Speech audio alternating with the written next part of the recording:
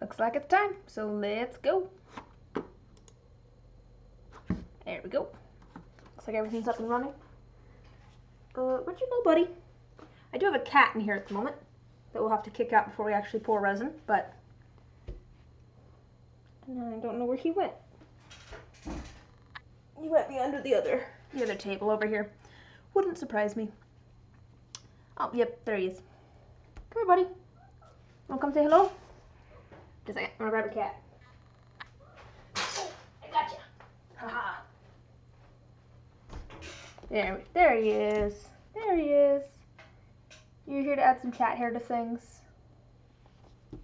Alright, buddy, I think you're gonna go out now. I know you're unhappy. Alright. Bye-bye. Have fun. He was very unhappy, like 2 minutes before I started streaming. He was, yeah, I know. About 2 minutes before I started streaming, he came and started screaming outside of the door. And I'm like, okay, fine, you can come in for a couple minutes. Seems that he's calmed down now that he's been allowed in. Yes, and also welcome, Dragon Man. Thank you. I'm glad you could join us.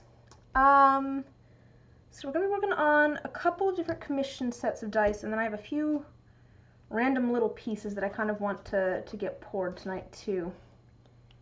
I have this, which is a new one. This set I've tried a couple of times. I just don't like how they've been turning out. I'll show you. Like, there's certain things that I do like and certain things that I don't like. Isn't that pretty? So let me go through the first attempt and the second attempt. So I'm trying to make some resin dice that resemble labradorite. You might look that up, but it's kind of a darker color stone and then has like a blue-green sort of chatoyancy to it. And so I found this paper, which I thought matched really well. And first I tried cutting it up into some squares and, you know, putting it into the dice. Now it's a little closer, you can see it a little bit better on the surface there. And I feel like it worked okay. The problem was that you could definitely tell that it was like paper if you look. Let's see if I can get it so you can see. Oof, does not want to. See, there you go. You can kind of see that. Well, does not want to focus on that.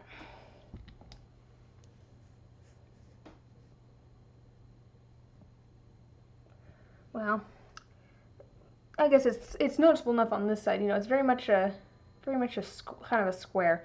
It doesn't really look natural. The sides have kind of light colored lines. There you go. You can see it on that one. There's like a line there. It just didn't look very natural. Hello! You've changed your Twitch handle. Oculus. Oh, you said that like right at the same time that I mentioned that you changed it. So the next try to make it look a little bit more natural, I did a couple of things. I cut it up into kind of more irregular shapes. It never likes to focus when it's this close. Let's see if it'll find it.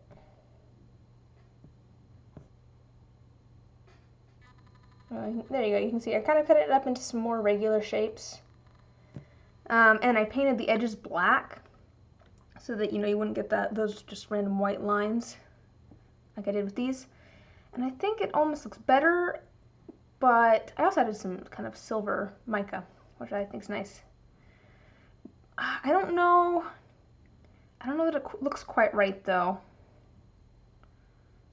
I don't know. I don't know that it looks like labradorite. I think it still kind of looks man-made almost. I'm not sure. Maybe I should send a photo of this set. I guess my concern here is that they're not actually shiny enough.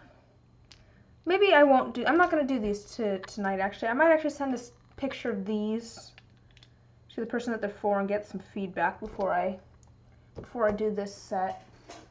So we'll skip that for now. Let me set these with my phone so I remember to take a photo. Yeah, we'll mess with that set after I get some feedback from the person that they're for, because there's a couple different things here that I think I want feedback on. whether they even like this sort of shimmer and all that sort of stuff. So I'm gonna wait on that. So we won't even worry about that. The next set of dice are gonna be kind of spacey themed. This is another commission. And my plan for those, I need to, speaking of my phone, let me look up the reference photo I have. These are based on a particular character. Let me go find the reference photo. And again, it's not my photo, my image, so I can't necessarily show you. But I need to know the colors that I'm going to be doing. I probably could show you. I think this is a licensed character, but I don't know how that works. Oh, okay. All right, you're the one that ordered the set then, probably. Space, yes. But the plan is to do kind of like stars and stuff. I have this silver holographic glitter that has some star shapes. I also have some just kind of finer holographic glitter. And then I have, I had this paper, and I'm going to cut it into a little moon shape, and that's going to go on like the D20 face of the D20. And that's kind of my plan, and then I'm going to have a couple of different blue colors. Let me just double check what we decided on. I'm going to do kind of a messy sort of mix of the two with a little bit of swirl in there. But let me double check my colors here. I have my bucket of colors. So I almost think there was these dice. These might be a little bit too green, but I'm going for kind of a dark blue, kind of a night sky blue. I wouldn't call it navy. It's a little bit darker than that, a little bit more muted. This is one that I'm remaking, but it's kind of a dark bluish green. And I think maybe if I mix that black, so that's a drop of black and a drop of green, and I say that because it's this color, which is very much blue. It's just marked as green. But I think instead of, doing them, and that's that, and then a drop of, what's the black that I want? Not that one. Not that one. No, actually, yes, this one. That's these two together. So I think maybe a drop of that and then a drop of one of the more blue blues instead of one of the more teal blues. Maybe it's almost a little bit more purple-ish. But I think maybe the royal blue. And the way I'm going to test this is I'm going to turn the flashlight on and see how this looks. Yeah, I think that might work. Kind of a, see, it's not the blue, but kind of a dark blue, and that black will make the color a little bit more muted too. Where's my, like, why did my phone just buzz? It's Twitch telling me that I can manage my stream from my phone.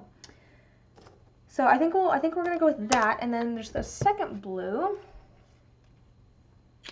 Let me check here, and that's kind of a bright blue.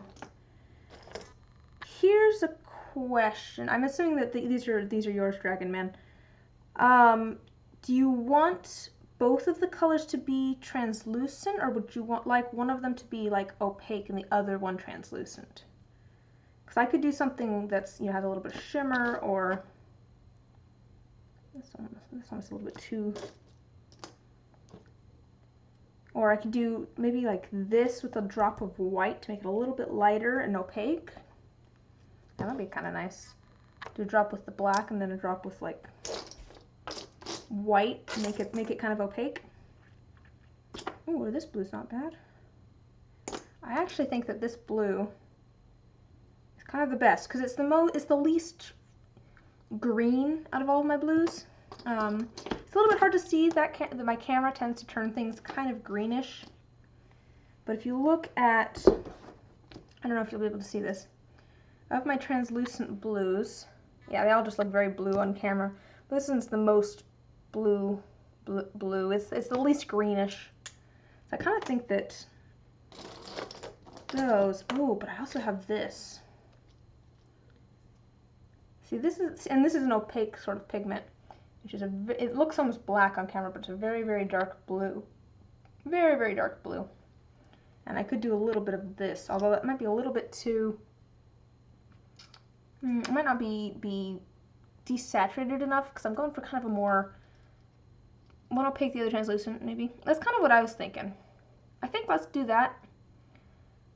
And then I don't think any shimmer in it, because we're going to have the glitter, which I think will make it so that, you know, we don't need necessarily more shimmer, but cool. So I think I'm going to try going with that. I'm going to try doing basically this blue with the black, and that'll be somewhat translucent, and then I'll do the blue with like a drop of white, and that'll be a little bit more opaque. We'll see how that goes. And if that doesn't work out, I'll do it again with a different arrangement of colors. Yeah, I think that's good. I rearranged all of my materials. I used to have them like, I have a second table over here, and I had them kind of shoved to the back of that table. Now I can reach everything from my desk here, which is very, very useful. And this black. So that's going to be our colors. Let me put these away.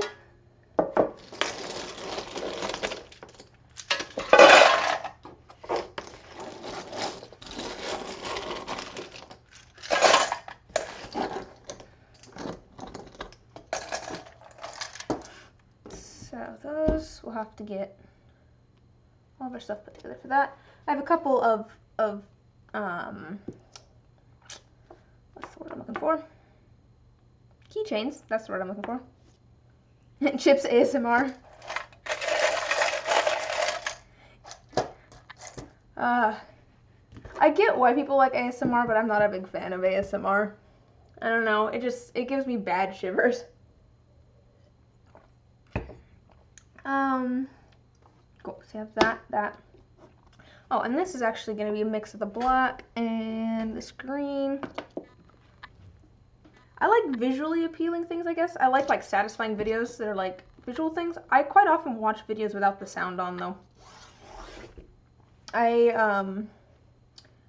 If there's like a video on my feed on like Tumblr, I will quite honestly just like favorite it so I can go back and watch it later, because I don't like to like reblog things that I haven't listened to, but I also just don't want to listen to it right now. And every once in a while I'll come across it again and be like, okay, I'll watch this now. But I don't know. I don't like listening to things, I guess. I'm a bad listener. Yeah. Okay, so we've got these that we're going to work on. I am going to make, so I made enough of these dice. And then I realized that, so I did it in 3 different sets.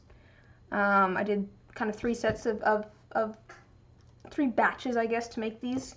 And then I realized that in one of the batches I forgot to add the gold and silver foil. So I'm like, oh no. So I'm just going to go back and make one more, because in the last batch that I made, this one had a giant void in it. So that's going to go in my box of dice that didn't work out, but it's okay. And so I'm not going to do those tonight. I do want to try this mold. I've made it and I haven't tried it, but I made a Lego mold, which isn't necessarily for anything in particular. I just thought it'd be cool. Do I like D&D? I mean, yeah. I mean, that's kind of how I got into making dice. It really started with you know, one of my D&D buddies saying, hey, I think it'd be really cool to make dice. I'm like, I have resin. I could make dice. And then it just kind of snowballed from there. Now, I've been playing D&D since I was a kid. My family used to play it together. I grew up playing 2nd edition. Ah, the cat's back. Fitz, not right now. I'm streaming. He's very unhappy that he's not allowed in here. But yes, I have a Lego mold. And I pulled out some plants that I had dried and or pressed previously, and we're going to try putting those in there. I just thought that'd be kind of cool. Maybe a little bit of shimmer. I had two different things of dominoes. To make a full set of dominoes, it had like two different things of this size. And one of them I've already pulled out. They still need like finished and stuff. The sides are all kind of messed up and stuff. I need to sand them down and things. But I've completed one, but I want to fill in the backs of this tray of dominoes just so I have the full thing done. Using Twitch D&D DM for watching. I don't really play D&D online. I can't focus enough on it.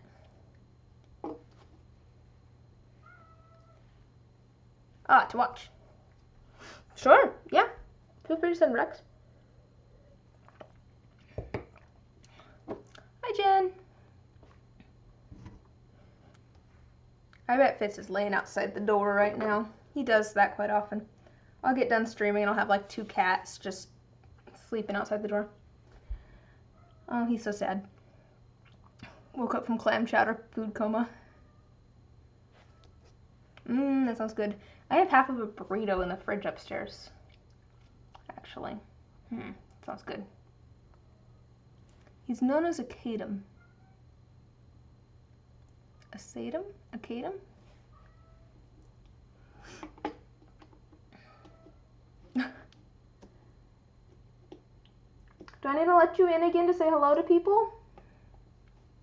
Problem is I'll probably open the door and he'll want me to come follow him instead of wanting to come in. Alright, since I'm not going to do that set, let's maybe do just a set. Just do a set will just go in my stack of things that need sanded. I kind of... if you haven't been in one of my streams before, you'll know that I jump around a lot.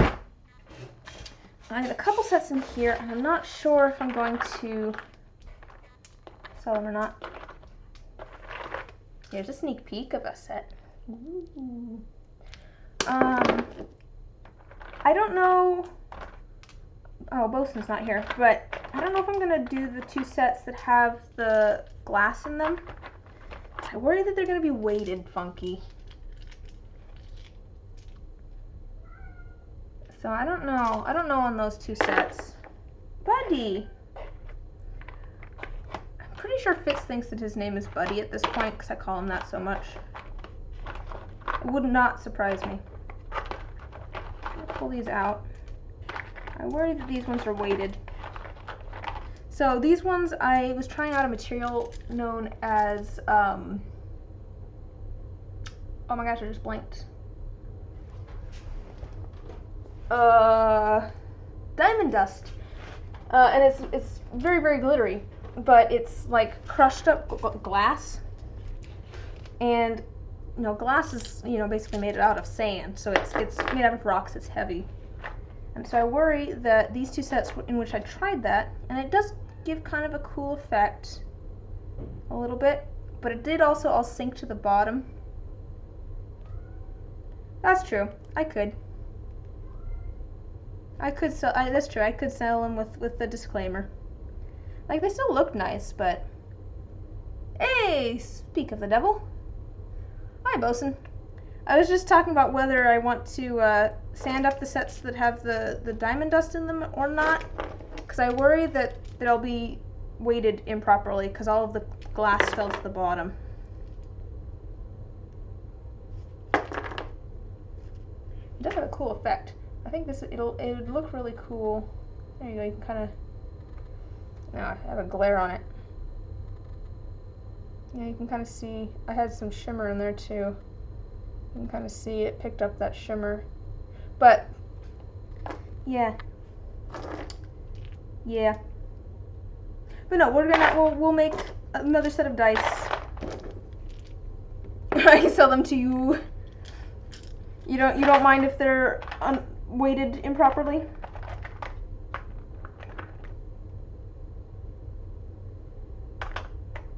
I needed to sand them up still. Like ice cubes. Did I show you guys how the ones turned out? I did these on stream, and I was trying out a new sort of kind of technique, and I'm excited for these. I'll give you guys a sneak peek of these.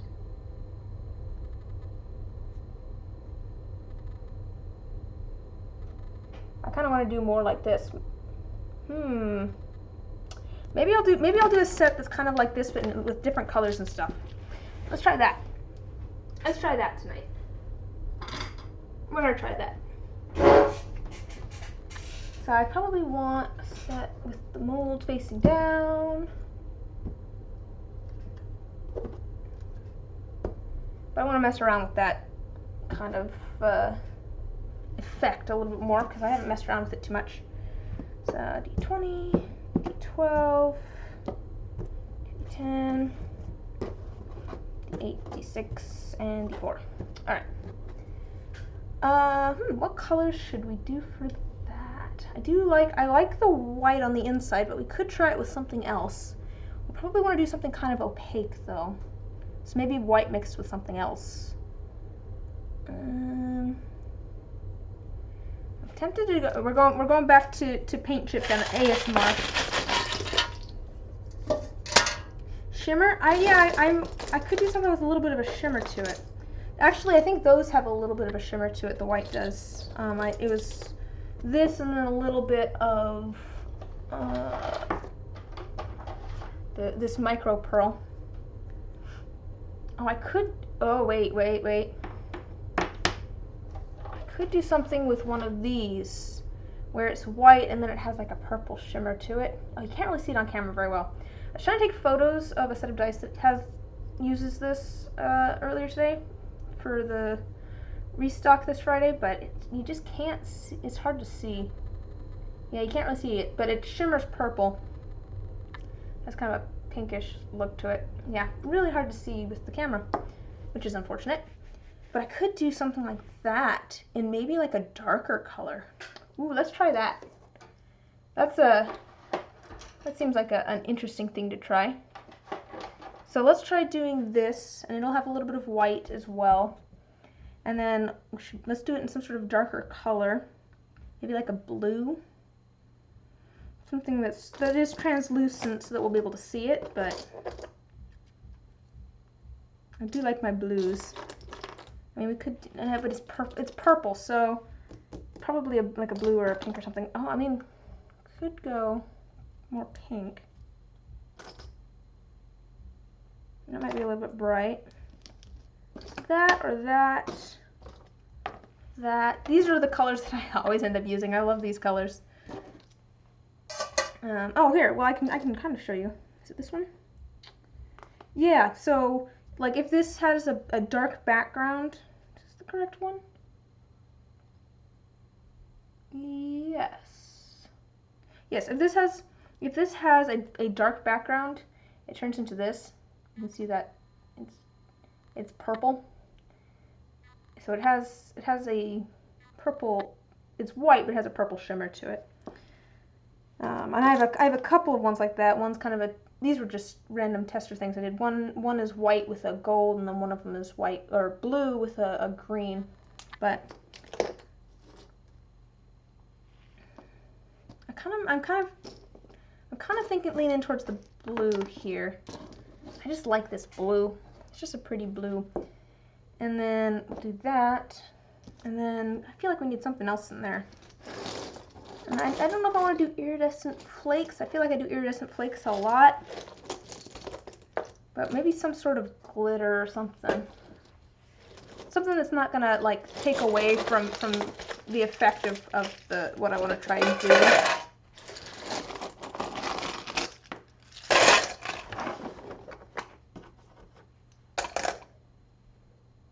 And I do also have that's hard. You can kind of see the orange there. Multichrome here. Could do something with that. Probably not today though. Yeah, it's a blue, purple shimmer. I don't know. I could do some blue glitter or something in there. I don't know. I mean, I could just do it. Just the blue with the shimmer. I can make the blue a little bit shimmery too. We'll do that. We'll make the blue have just a little bit of a sparkle to it. Cool. 3, 6, 8 probably 8 milliliters of resin. That'll probably be plenty. Well, before we get to that, I want to get some of these stars. I need to get this moon cut out. And I want to get some of these stars stuck to the inside of these molds. Is there a type of beer?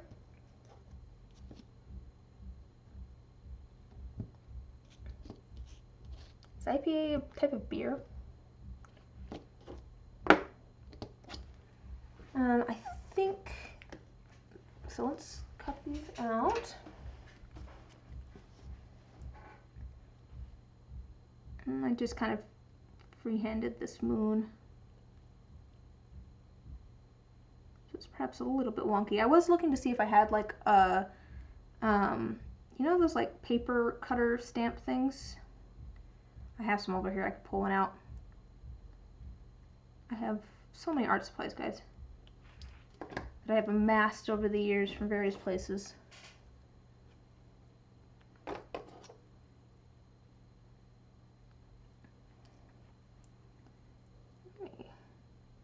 Finish cutting this out though, and then I'll show you. I should have glued the two sides together probably before I cut out the one.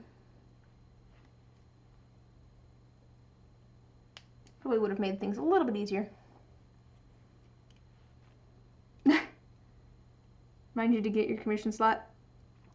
Yeah, I did look around for moths, and I was trying to find some like smaller ones. May I just say, I hate trying to source things. I don't know, it's just difficult.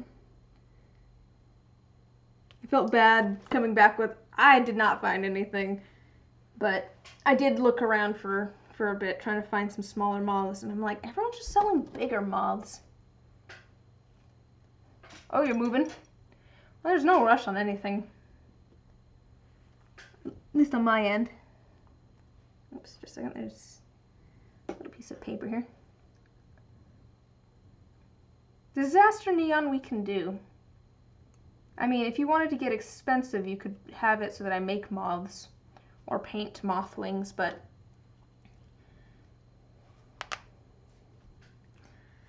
really any kind of moth. We were just having difficulty finding smaller sized moth wings for sale online. All of the moth wings that seem to be for sale are bigger. And I have like a moth that's probably, you know, small enough, but I have one that it's just one that I collected. Might be a butterfly actually. No, I'm pretty sure it's a moth. I can't tell the difference on some of them. I know that they're different, but I don't know moths and butterflies well enough to be able to tell you the difference. Alright, so for this, this set of dice, I'm going to take some of these bigger pieces of glitter. I do have butterfly glitter, yeah. I have butterfly glitter in all sorts of different colors. You and Beta can have matching butterfly glitter dice.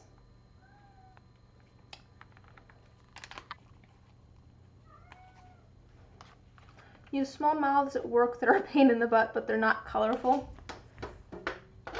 I mean, I don't know if they need to be colorful or not. You'd have to talk to Jen.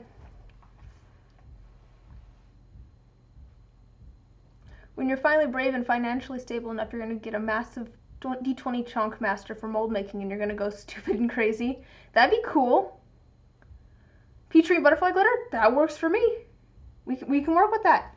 I have all sorts of different colors. We can find something fun. Butterflies, but they're moths. So you're planning to start making dice beta, which is cool. What was I coming over here to grab? Ah, yes.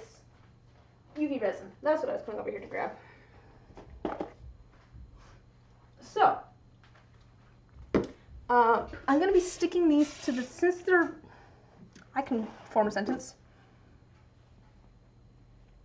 Since these glitters are so big, they will try to sink to the bottom of the mold, just because they're heavy. But to fix that, I kind of stick them to the sides of the mold.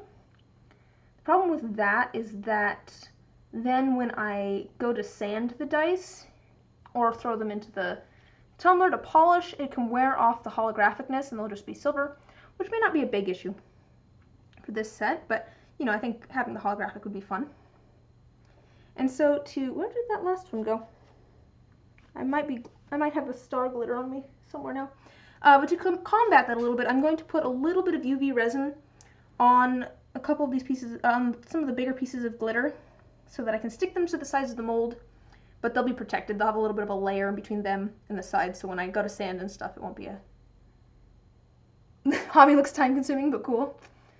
Yeah, I mean, it is to a certain extent, but, you know, it's fun. It's fun designing things. At this point, I'm trying to make it my profession, too. Someday you want to specifically to make a set you've had in mind for ages, but it's way too specific and you're way too much of a socially anxious perfectionist to ever ask anyone else to make it. Fair, I get that. Simple or standard for Petri, neon, and butterfly glitter. You probably also want shimmer. I'd probably put this under standard, Jen. I might need to order some things for that, actually. But I'd probably put it under standard since we're going to be figuring out placement of some larger pieces of glitter, which does take a little bit more time. Go wild with glitter.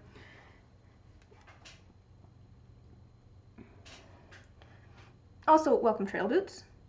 Glad you could join us. But no, it's definitely fun. And there's a little bit of a learning curve and all that, but I feel like everything has a little bit of a learning curve. Some of these kind of bigger, kind of smaller pieces. There's these little tiny. Okay. This set of glitter that I have right here, it's a mix of stars and then hexagons. Here, let me see if I can show you. See if I can show you. There you go. It's a mix of stars and hexagons. And so, you know, I'm going to have, you know, mostly stars, a few of maybe these larger hexagons, and then these really, really tiny hexagons I'll probably mix in with my finer hollow glitter, because I think they might stay suspended a little bit. I'm going to want to pour this when it's a little bit thicker anyways, because even this glitter will try to sink to the bottom. But if I pour it when the resin's a little bit thicker, it won't have as much time. I'm gonna go blind with that glitter. It's so small. I mean, I hope not.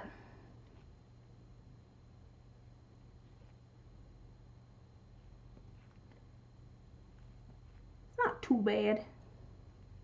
I'm also gonna want to coat this moon. Let me show you. Here's the moon as well. Trying to match it to kind of the character symbol. I have the patience of 4 people. I don't know if I'd go that far. I'm very impatient. There's people that do some very complicated things with dice. So there's like a dice making group on Facebook. Actually, I think it's kind of paused at the moment. Just because there's like 3 people managing it and it got really big. But I remember at one point someone asked, it's all about like asking questions and stuff about like if you run into a problem or if you're like, hey, what color should I make the numbers on these, or something like that. But someone asked, hey, how do you get your like slightly heavier objects to stay in the middle of the die? And most of the people there were like, you know, pour in layers. You pour part of it and then let it cure and then add it and then pour the rest. And I'm like, I'm so impatient. Bosun, what did you just send?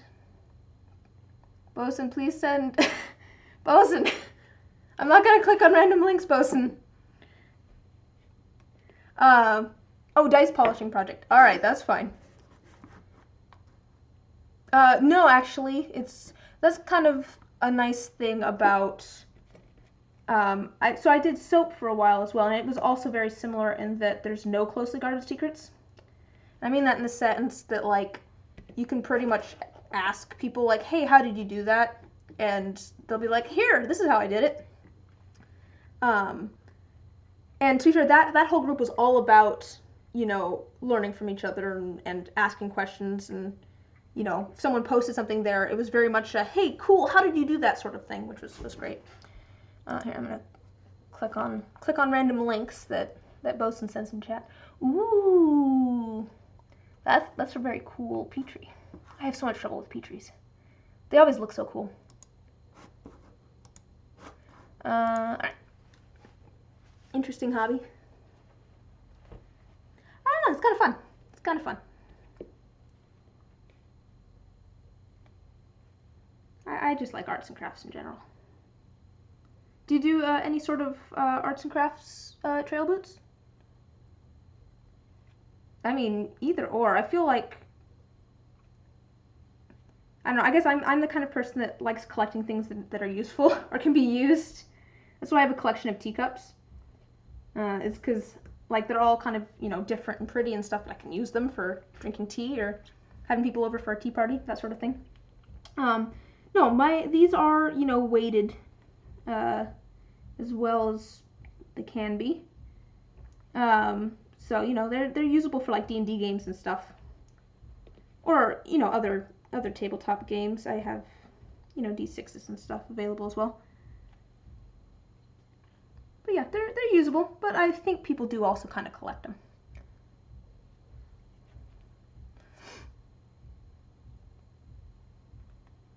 Ah, your hobby as of now is 3D printing and you've printed some dice. What sort of printer do you use? I am currently, like, thinking about getting, like, a Resin 3D printer. And I don't know. I'm so worried. Like, I have it kind of narrowed down, I think. But I'm just so nervous about actually getting into it because I know there's going to be a learning curve. Like, I don't know if I want to deal with a learning curve right now. Ender 3 with a bunch of mods. Oh, okay. I haven't looked into that one. I've been browsing around like, what 3D printer is good for printing dice? But that's very cool. I do want to, so the reason I would want to get a Resin 3D printer was so that I could print off basically dice and then use those to make molds so that I could then pour resin. But, part of the reason that I would want to get that was also so that I could do other things too, print off other things.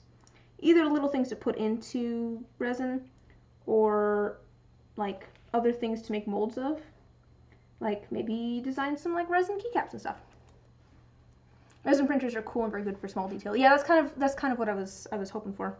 But I know I'd have to figure out how to do like support structures, make sure that the printer's printing with the right, I don't know how the Resin 3D printers work all that well, but printing with the right settings and everything to get the detail that I want and everything.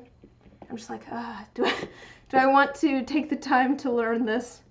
But it would also be, it's a convenience versus versatility versus like price sort of thing. Because part of it is, I'm debating whether I want to order. My current molds are made with some masters that I got printed, someone else printed, and I purchased. And I'm debating whether I want to order some more things from them, like a big D20 or D6, or if I want to try and print my own. I guess there's all this stuff of making the files as well. That's also time consuming. I have to figure out fonts and stuff. I'm sure there's things that exist already, but I want to make things my own. working the printer is only half the work and the other half is slicing and modeling. Yeah. No, I did a full year of CAD when I was at university. And that stuff definitely takes time. It's fun. I do actually enjoy it. You'd kill for a chunky D20 to go with your set. Like I said, that's what is holding me up at the moment, is debating whether I want to order a master for that or try and make one. Where did that star just go? Oh, I found it. I think this is probably going to be enough. So I was just kind of laying these out. I'm going to put the lid on this so that I don't spill it everywhere. Yeah, don't sneeze, exactly. These at least are sticking to the silicone here a little bit. So I'm going to clean off a space on here. This thing's getting a little bit messy. My handy dandy silicone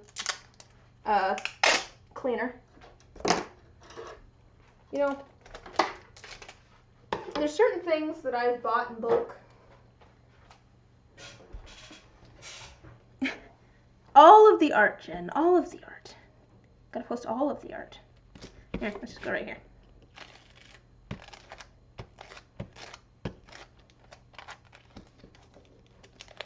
There's certain things that I've bought in bulk, and I've been like, oh no, am I gonna use all of this if I buy it in bulk?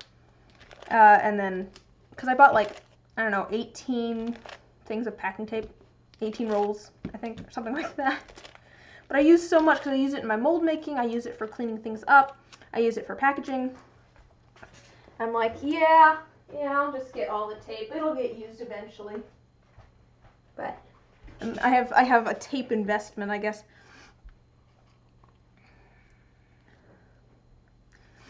It's been a surprisingly quiet night for kitties. You weren't here earlier, Bosun, while Fitz was screaming outside the door.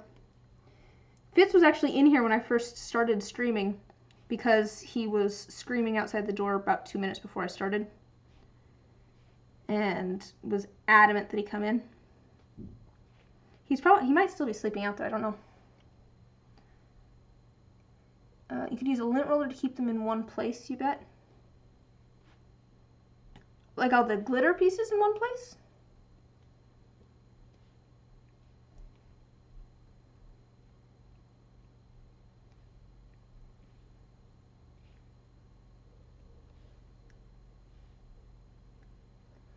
Yeah, the glitter. Oh, okay.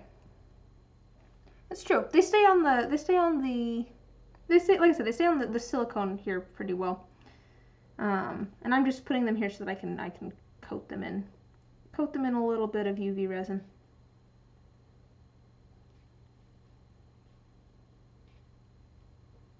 I'm moving them over to the clean spot now. I should have cleaned it off before I started putting things down, but didn't actually, you know, think that through.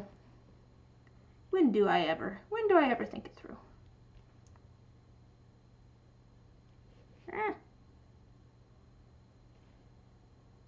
There we go. I just want these spread out enough that I can get some resin on them without sticking them together on accident.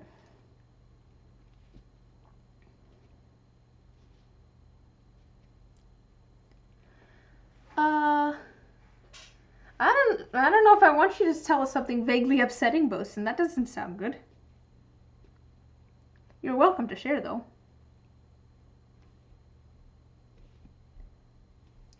Did any of you guys watch Brian David Gilbert's videos? Because he posted one, I think it was today, that was very much a psychological horror video. It just made me think of that.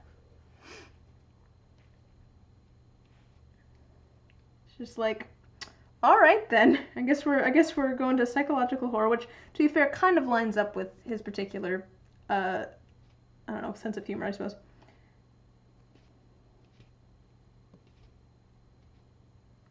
All right, I think I've got these all laid out. Clowns? Clowns are psychological horror? Can't argue with that. I hated clowns when I was a kid, and now I am one. Not professionally or anything, but people hate clowns. I think it's kind of because they fall into that uncanny valley a little bit, where they look almost human, but not quite. And so you're just like, that's not right. George's video still haunts you. Oh, yeah. Alright, so I'm just going to add a little bit of resin to all of these. I'm going to kind of, I want to coat sort of the top, because that's the side that's going to be stuck to the side.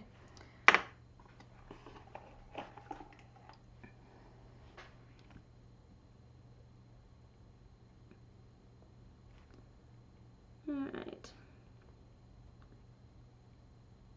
Put this on the moon first. Oh, I think that's going to work out well. This has a good shimmer to it. I want to make sure that it's you know, coated enough that I'm not going to end up accidentally like sanding it, the paper part here, because the moon is paper. Alright. I draw a lot of titties out, don't I? I was debating setting up like a NSFW channel in the Discord, not for anything like overtly not safe for work, but for if you want to post art with like nudity and stuff. I don't necessarily consider it not safe for, I mean, it's not safe for work, I suppose. I don't consider it like bad or anything, but the Saturday Shorts video, especially the Miku version, brings you as much joy as the Jorts video brings you fear. Reoccurring dreams of drowning. You snore a lot, oh well.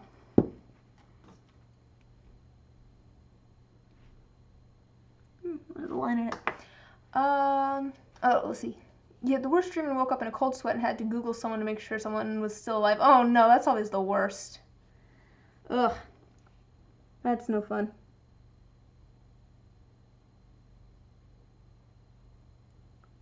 I don't really need a lot of resin on each of these. I just need a little tiny bit. Just enough to kind of, you know, kind of coat it a little bit. Just so that it's not going to be right against the side.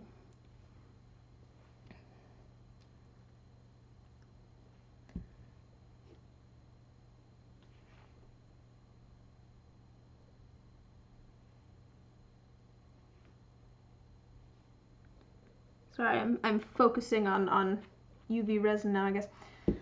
I don't remember my dreams all that much. I took a class at one point. It's an interesting class. Kind of a weird class. I think it was an anthropology class, something like that. And a lot of it had to do with different cultural interpretations of dreams, which it was an interesting class, partially just because, you know, we talked about some different cultures and sociocentric versus egocentric cultures and all that sort of stuff. Which isn't, neither of those is like necessarily bad. Sociocentric just means that it's focused on the society as a whole, whereas egocentric means that it's focused on the individual. And so like we're quite egocentric in the US, which, like I said, not necessarily a bad thing. We're just focused on individualism as a society. But anyways, that class, it was talking about dreams and stuff, so we had to keep like a dream journal. And I found that if you don't remember your dreams, but every morning when you wake up, you write down as much as you remember, like immediately, you can remember your dreams a lot better. Because I could definitely remember my dreams when I was writing them down every morning, but, you know, at this point, I'm just like, I don't know what I dreamt last night. I don't remember. See.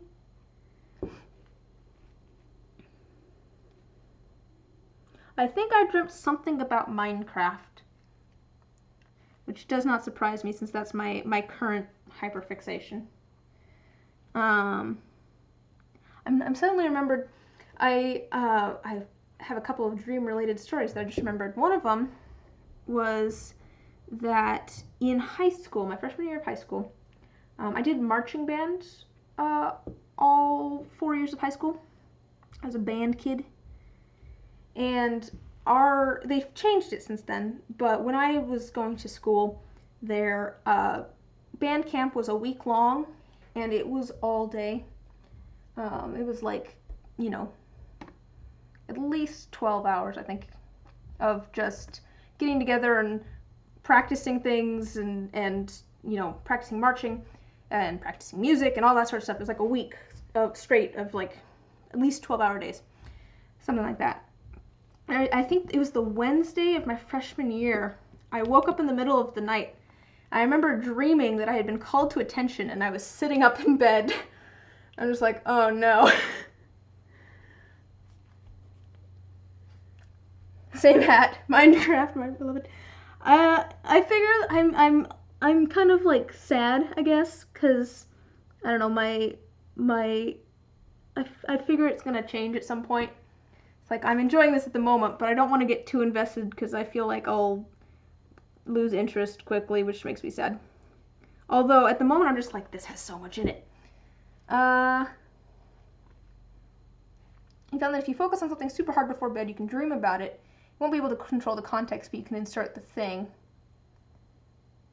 You think dreams are for dealing with things, and the brain takes care of that stuff. You don't remember your dreams, which you think is a good thing.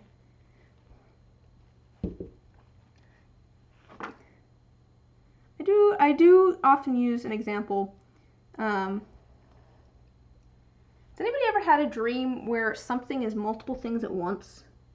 And I don't mean like a chimera. I mean like, you know, a character is both a human child and a lizard at the same time, and also maybe a cat. I've had dreams like that, where it's just like, this thing is multiple contradictory things at the same time. I was trying to explain the concept to some folks, and they're like, that makes no sense. And then I mentioned it to my brother. He's like, yeah, that makes perfect sense to me. I have dreams like that all the time.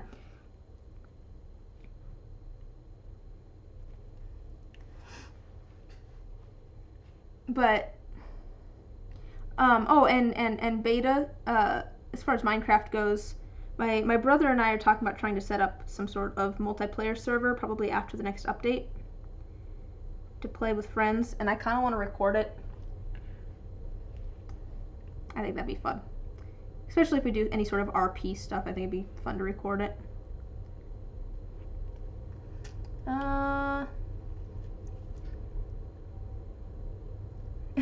That's what you thought when you started playing like a decade ago, and sure, it comes and goes, but Minecraft is eternal. It's PC, I'm on Java, yeah. Oculus or Beta is Bedrock Edition, I believe.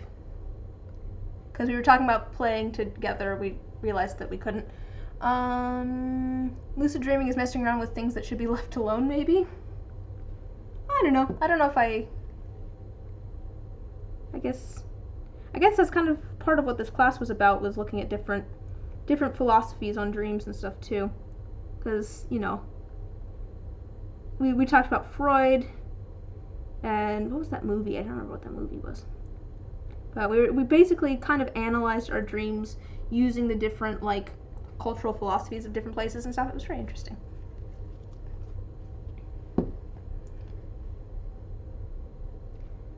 It was kind of weird from my perspective, I guess, because it was kind of, you know, I was going to school for like engineering at the time.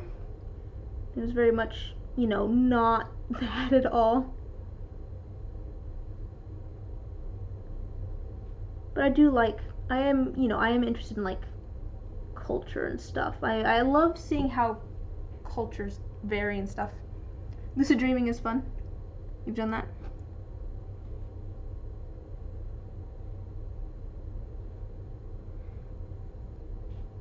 I do remember at one point, this is not related to lucid dreaming, but I was playing a game on my phone so much, and it was like a game where you had to like connect different lines and stuff of the same colors. I remember waking up in the middle of the night and I had just been dreaming about that. I'd just been dreaming about like playing a phone game. That one was kind of funny. I don't know if I've ever had lucid dreaming. Again, I don't really remember my dreams all that much.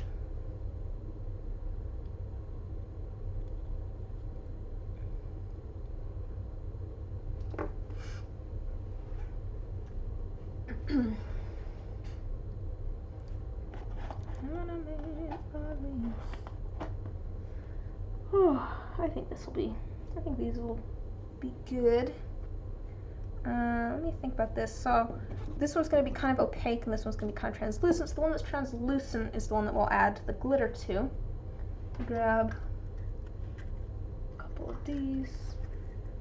These are kind of messy on the outside, but that's okay. This is the one that's going to have the darker color.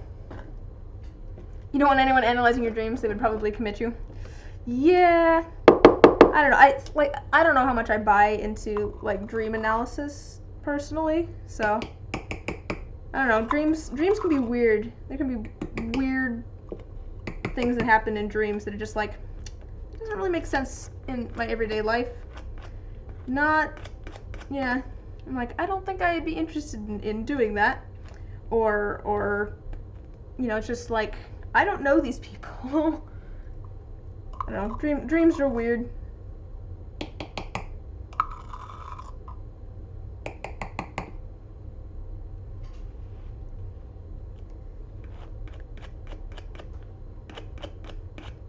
But again, it's an interesting class.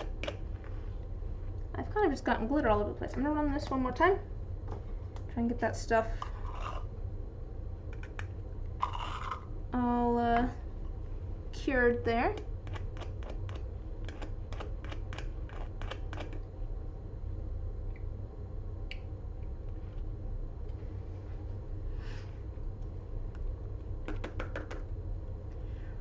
No, I only got Minecraft recently. My brother's been playing it for years.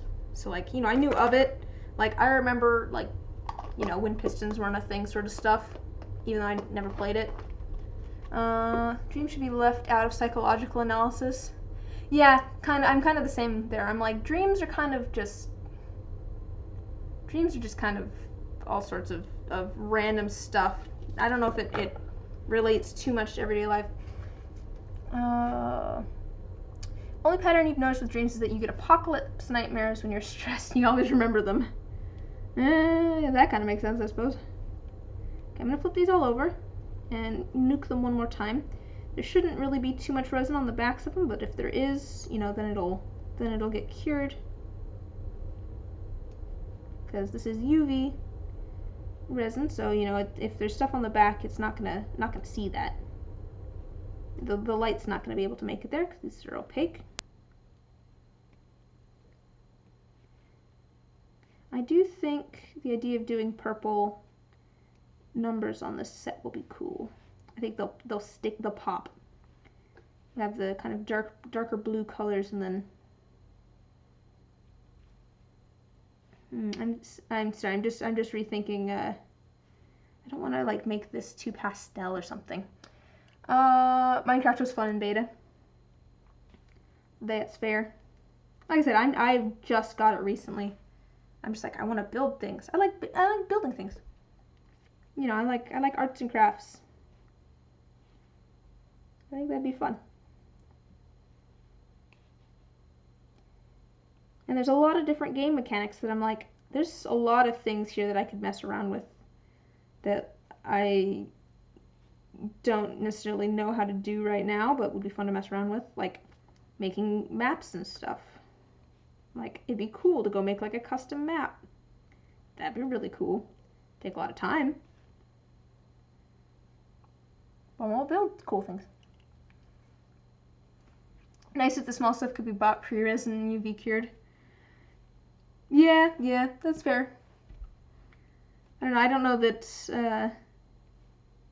don't know that many people do this like this. This might just be a me thing because I'm a little over cautious, I guess. But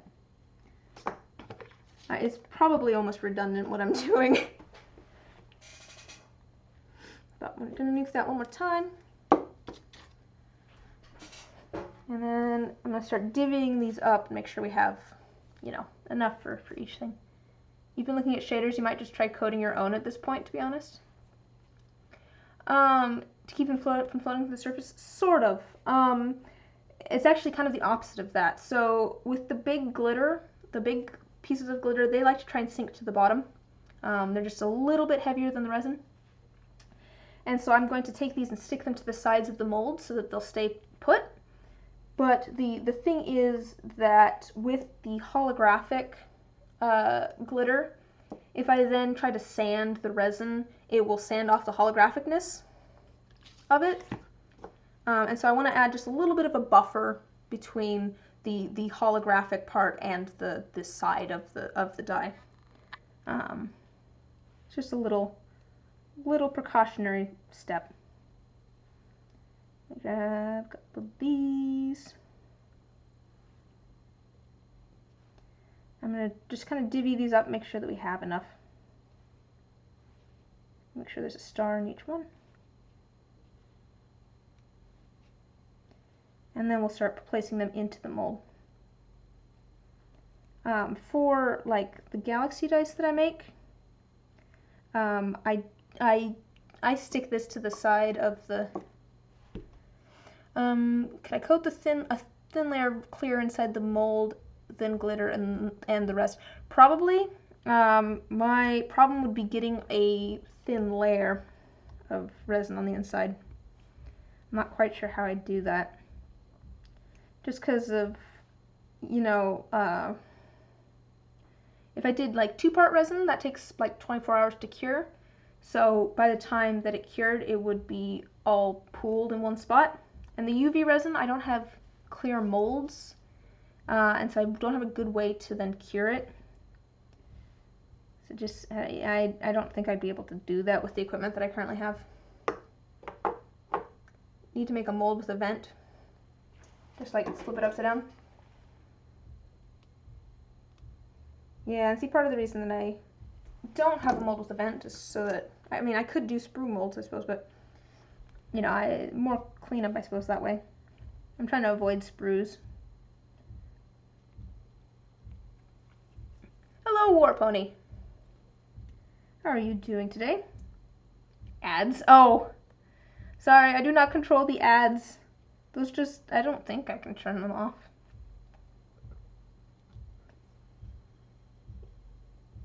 I know, I've been getting lots of ads when I've gone to watch other streams as well. I don't control the ads. But don't worry, I've made a whole 38 cents in ad revenue.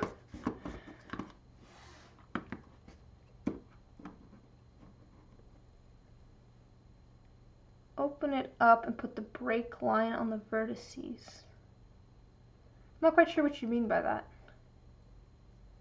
Put the head of penguin, so all good. As long as the head of penguin is fine.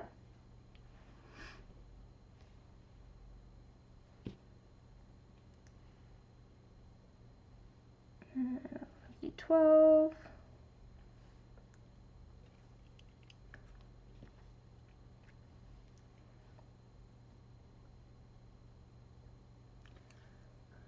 No, I know. I'm not. It was just a funny amount. Let me. Channel analytics. I'll go look just a second. Penguins drive viewers. Stretch. I'm making more dice, and I've got a couple different things. One of these sets is a commission that has kind of a spacey theme, and the other set I'm kind of trying something new. I'll show you what I'm kind of messing with.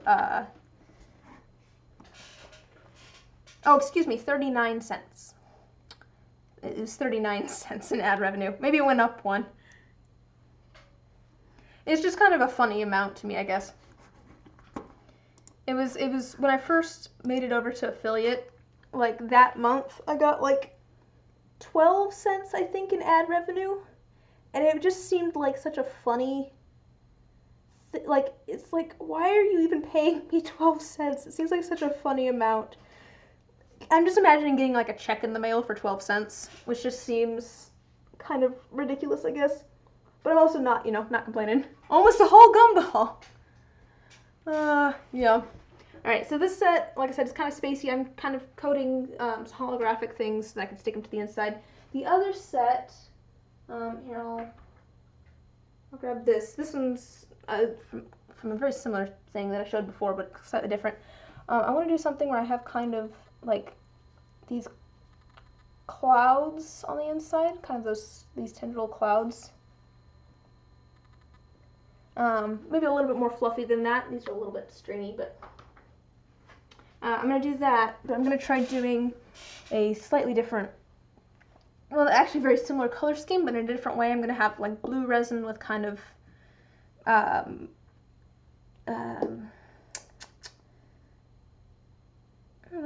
sorry, I was just thinking about colors. A white to purple shimmer in it. So swirly. Oh right, those are yours. What am I thinking? I totally did not. I totally forgot that those were one of the ones that I was making for yours. I totally blanked on that.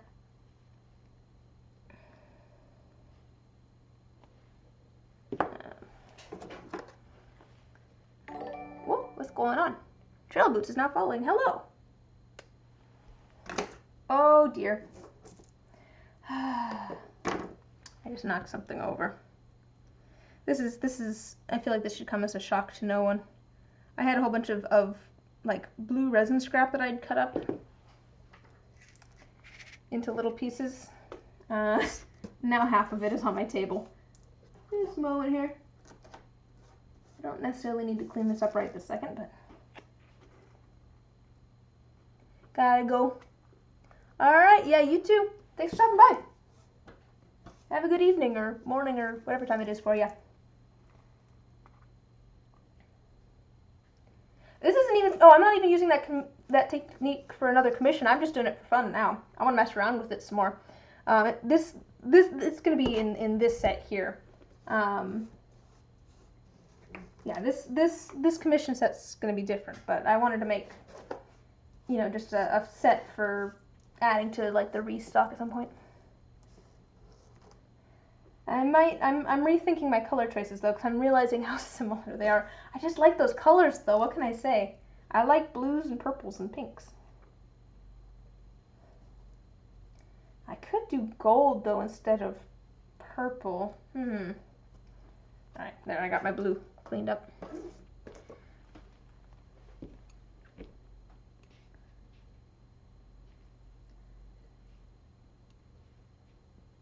And that. Let's see, which one do we want?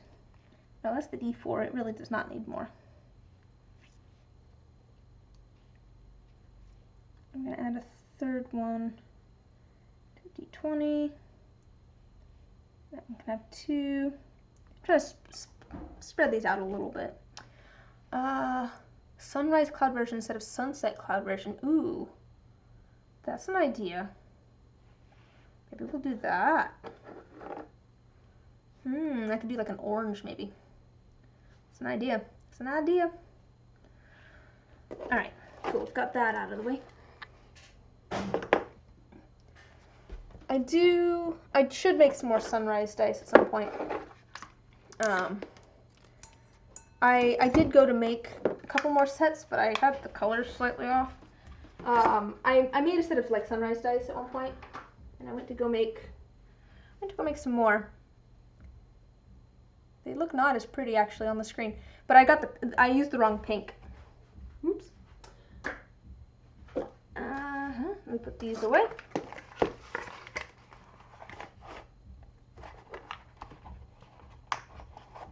I remember that saying. Although I always knew it as red sky and morning. Alright, so let's maybe do like some orange and some pink instead, and then like maybe like maybe still use that.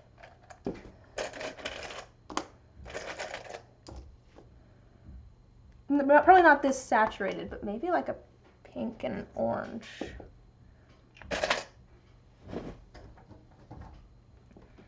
And then I might just do the white on the inside. But I could also do white with a little bit of like gold shimmer. That might be kind of nice. But I do also have the purple. I don't think the purple's gonna work, but maybe a little bit of gold shimmer. Alright, let's do that. Let's do that.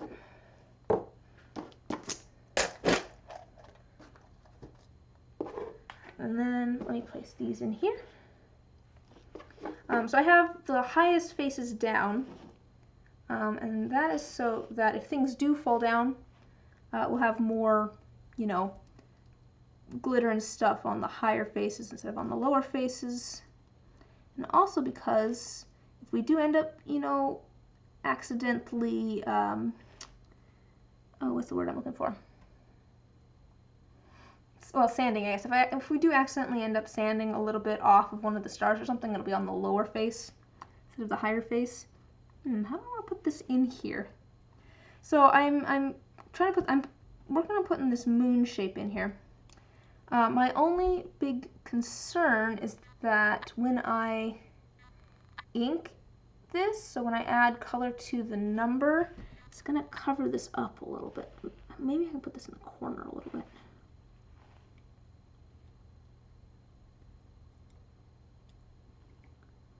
Let me just kind of wiggle this around so that hopefully I get it in a spot where it will be visible. I think we can put it kind of in like the corner.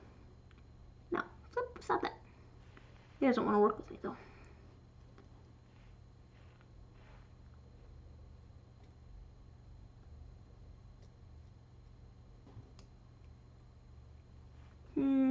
Come on.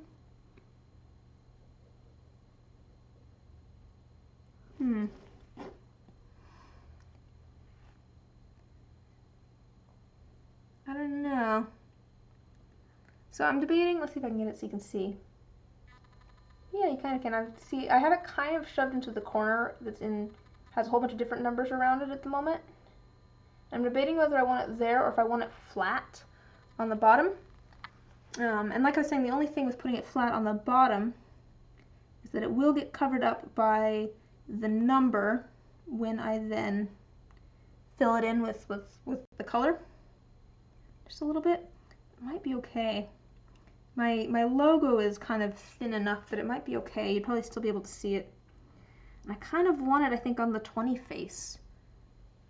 I think we're gonna go with it being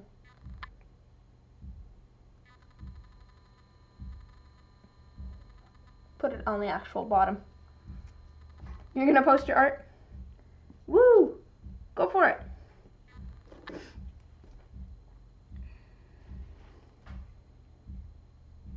Alright, now we're gonna stick all these other little ones in here. I'm trying to do the side that has the stuff on it, the UV resin. Stick that to the side.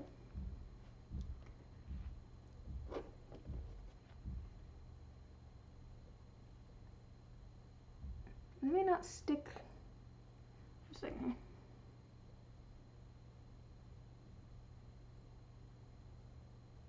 They're little domes, they might not stick the best. Which, like I said, that's part of the reason I have the highest number at the bottom. It's so that if these do fall off, we'll end up with, you know, more glitter at the highest face as opposed to the lower face. Oh. I'm trying to, you know, spread these out so that they're not, you know, all clumped up. They look kind of natural-ish. You know, not gonna look completely natural, but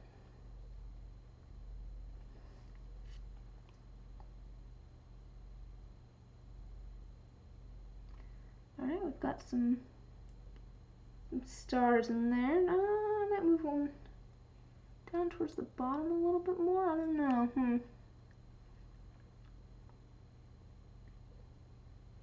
Alright. Got a few in there. Don't necessarily need, you know, a ton. We're gonna have some other glitter and stuff too. We don't want to overdo it. These are just kind of little accent stars.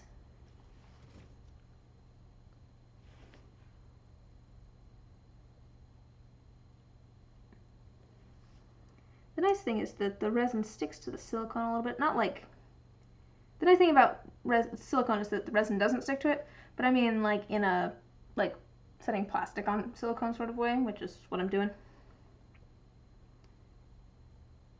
It peels right off, but it sticks a little bit, which is what I want. Alright, we've got those stuck in there.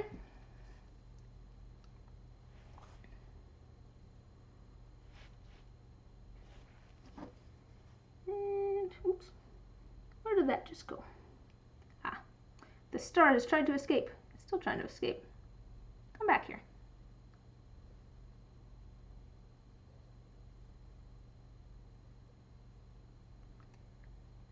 There we go.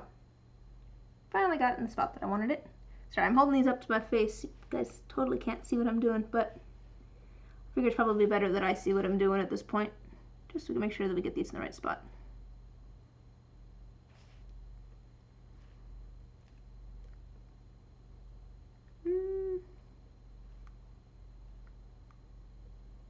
Put this one in kind of this corner over here.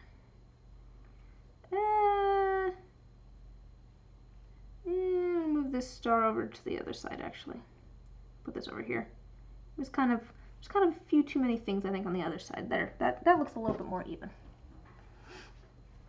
Here, let me do this in the D6 so you can see what's going on. It's a little bit easier to show with the D6.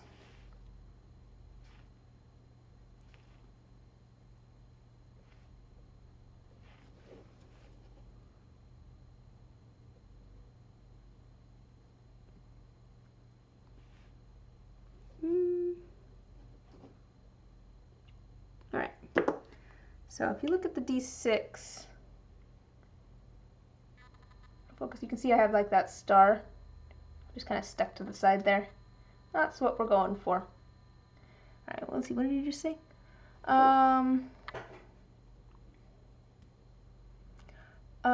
What if you made dice with old school style rune stones or bones in the dice, so you roll the dice and the runes bones at the same time? That'd be cool. I have thought about like trying to make my own rune sets too. I thought that'd be kind of cool. Just straight up making rune sets. I have made a die with bones in it at this point. Sorry, that's snake skin. But I do have a bunch of tiny bones that I pulled out of an owl pellet. I did also find a skull, but that one's for me. But I did pull a whole bunch of bones out of an owl pellet for a die at one point. Not that I know that's not the kind of bones that you're talking about. You're talking about like ones you use for like divination, but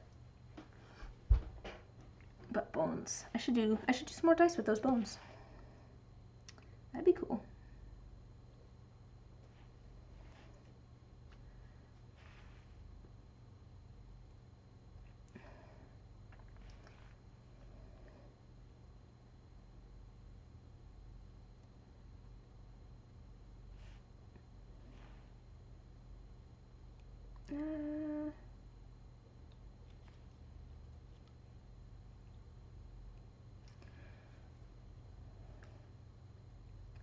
I guess, I mean, you could make, how many runes are there in a set usually? I don't actually know.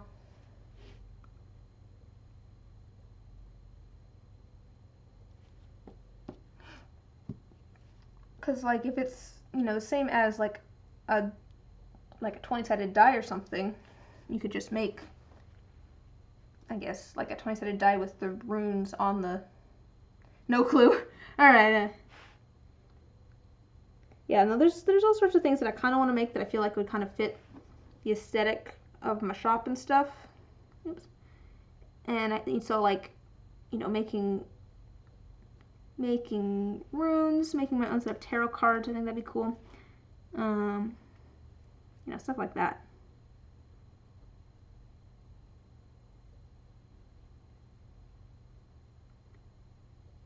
And yeah, that works, I think. Might be able to look a little bit sparse. Rune D20. Yes, here's what I was saying. Oops, I've already done the D6. I might actually steal one of the things from this D4.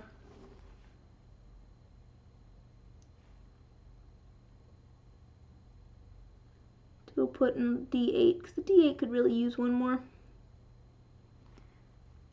I'm going to steal one more to go put in the D8.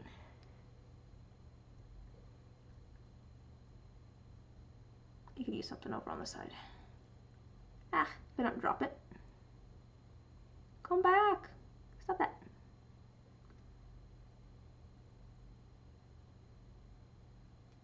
Alright, there we go. Oh no, someone wants to know about the OCs you've been drawing. Uh-oh. Uh-oh. Someone has unleashed Jen on into lore mode. Oh, I need to make that. This is why you're the resident lore master. You're the one that has all the lore. All the character lore. There's cat hair in here. There's always cat hair in here. Did you just change your... Beta, did you change your color?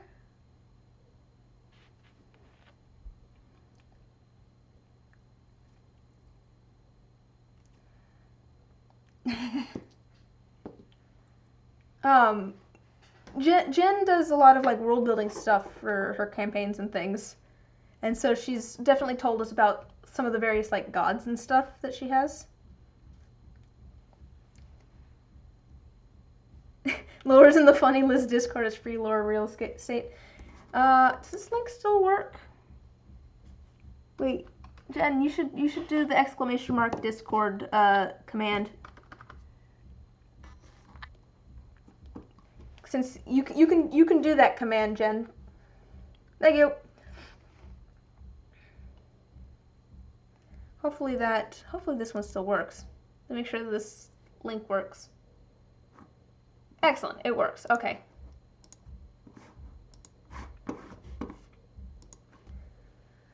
All right, so we've got that. I did want to maybe grab a few of the slightly bigger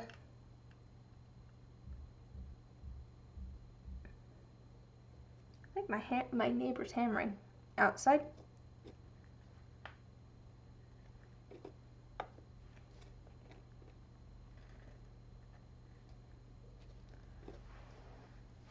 Yeah, I like world building stuff. I guess I like it in kind of the same sense that I like finding out about like cultural differences and stuff. It's like, why is this the way that it is? Like, why do people behave in this way? What has caused this?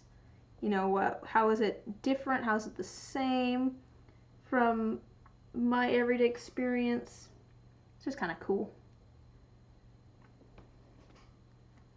All right, let me just adding a few of these smaller but larger pieces of glitter. I'm thinking about my colors again though. I do worry that, so to make this blue opaque, I was going to add a little bit of white to it because the white's opaque, but I worry it's going to make it too pastel. I worry that it's going to make it pastel. It's not really a pastel color I'm going for kind of a bright blue. I'm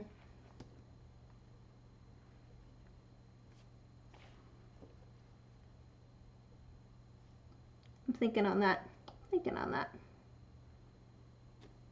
Alright, there's a few little pieces of glitter. Probably use a few more than that, but let's get those in there.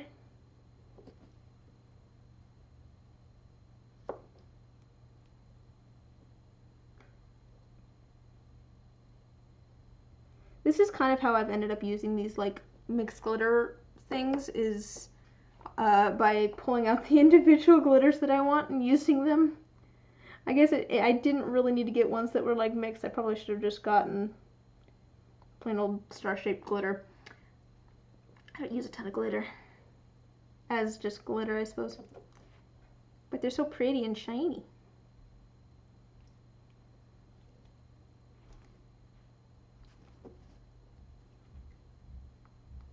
Oops. I'm also getting them all over my table.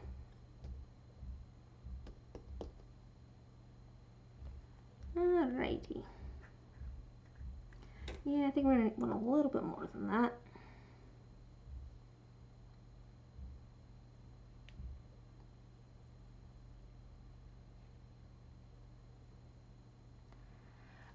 You joined the thing. Cool. We just kind of started it recently. I still don't know what I'm doing when it comes to Discord, but you know, it's a place to chat about arts and crafts, or D&D, or I guess in betas, in my case, Minecraft. And also somewhere for me to ask people, what color should I make the numbers of these? I have another set that I need to ink that I'm like, I don't know what color I'm going to make the numbers on these. That's always, sometimes it's easy and sometimes it's just like, I have no idea. I have a set of like green dice that kind of have a little bit of like rainbow sparkle to them. And I'm like, I don't know. I guess I could go with some sort of neutral. But I could also go for a color since it has like a rainbow sparkle to it. I don't know. There's too many options. I probably just need to pick something. I need to pick before tomorrow because I need to write up all of the listings tomorrow so that I can post things on Friday. I only have like 12 sets of dice that I'm adding to the shop, which is kind of wish I had gotten more done, but I've been doing a lot of commissions recently. I need to ship a set of commission dice actually. The only thing I'm waiting for on the set that I need to ship is that I'm still attaching the top part to make the keychain. That's all I'm waiting on. Let's see, you spent the last 2 hours on your bookbinding Discord chat talking about fandom, cheese pizza, and punching Nazis. Discord has no rules, man. Less rules, the better you're doing it. We were talking about bread earlier today, so, you know, I guess food. Food is the thing to talk about.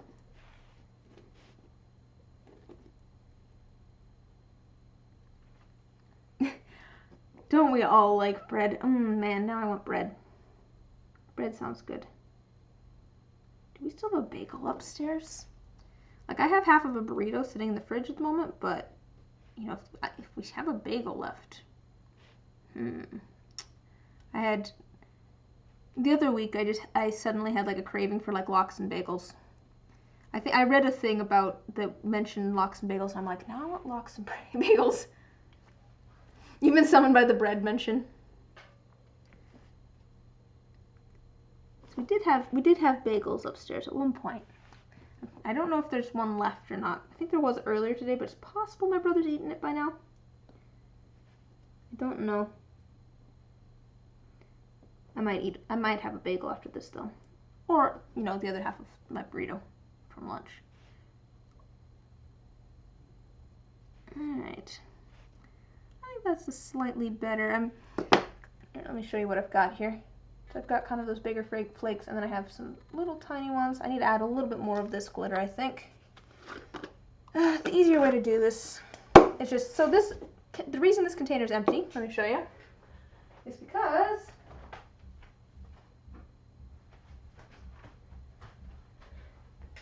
this shaker is full. This is a biodegradable eco glitter. Oh, that's gonna be plenty. Biodegradable, that is not a lid for that. That I got for soap making originally. That's all my soap making stuff on the wall back there. The nice thing is that I can steal a lot of the colorants from soap making because they're dry powders and use them in resin, so it works out. I'm going to use my holographic glitter in resin. That's probably actually too much glitter, but I think we'll be okay. Probably do, well, to be fair, I think maybe we'll do 20 milliliters of this and 10 of the other. This is going to be the slightly darker one, but it's going to be the translucent one. I think the character that this is based on has a little bit more of the darker blue color anyways. But translucent colors are kind of, you want a little bit more of them usually, just so you can see them and everything. Because if you have a translucent color on top of a dark color, you can see or on top of a opaque color, you can see the opaque color behind it. But if you have an opaque color on top of a translucent color, you can't see the translucent color. So, you know, it ends up looking like there's more of the opaque. So I think we'll do about 20. I think that'd be fine. Might be a little bit too much glitter, we'll see. Set that off to the side. That's going to be the darker color. Try not to knock over my thing of pieces over there. Alright, and that's this set. Oops.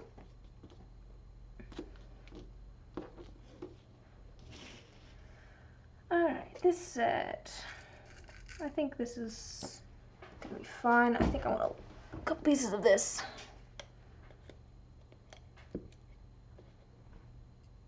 This is literally just one die, so I'm literally gonna do like a couple pieces of this pink.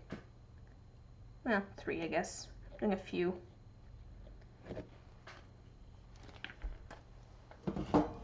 It's so nice. I rearranged, and it's so nice being able to reach everything now. Yeah, that's gonna be plenty of that.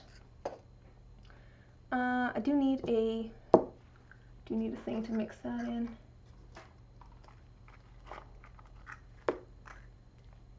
There we go. There's that for that. And then this one.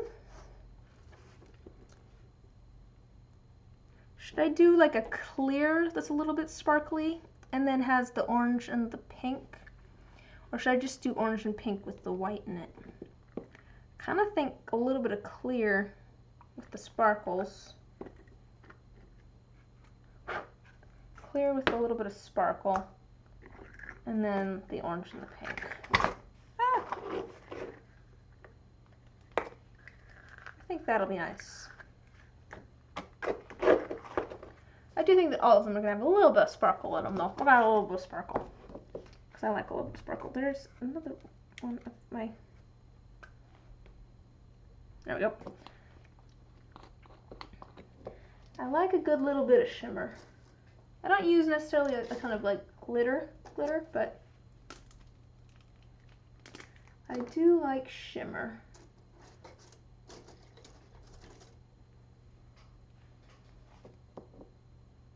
It's not going to take very much.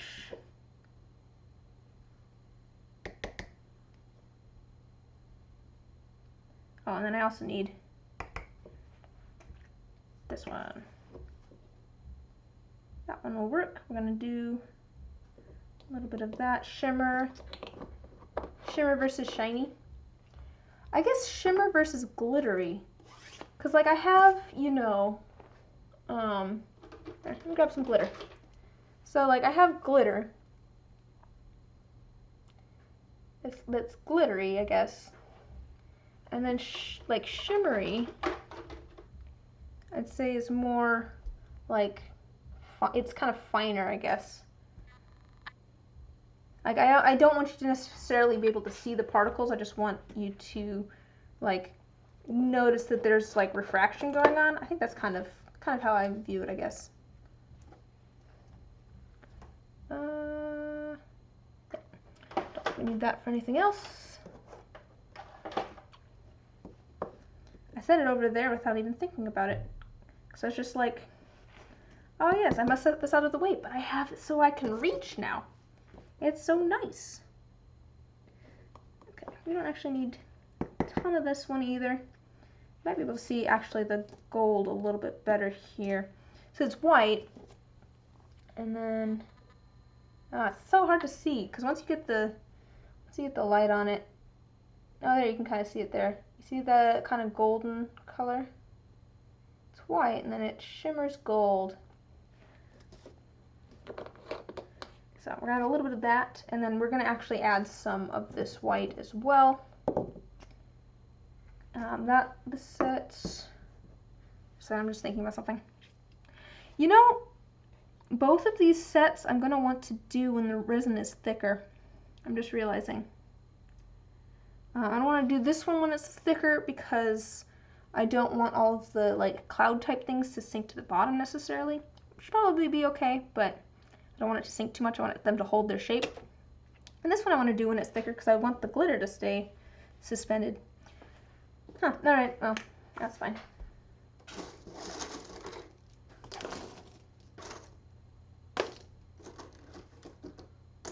Alright, there's good for the pink. There's good for the orange. That's for the clear. And here's good for the shimmery white.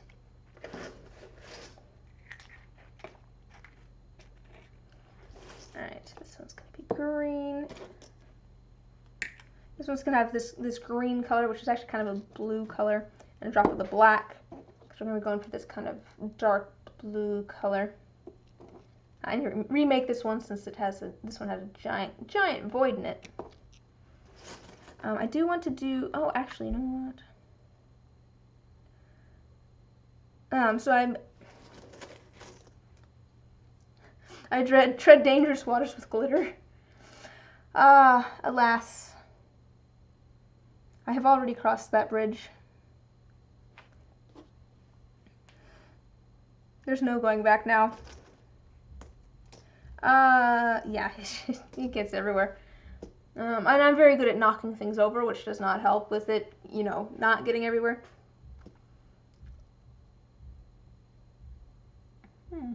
Sorry, I was just looking at the chat on my screen, and actually the white with this background is not bad. I feel like it's still readable, which is good. Might even be better. Because then if I set stuff there. The diamond dust. Sure, yeah, absolutely.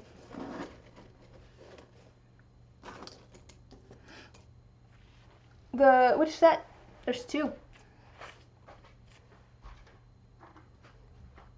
There's the black ones, and then there's the blue ones. Both of these have diamond dust in them. And I do think that I'm going to try using this maybe for some necklaces and some pendants. Because I do think that it could have a cool effect there. Actually, that was something else I wanted to do.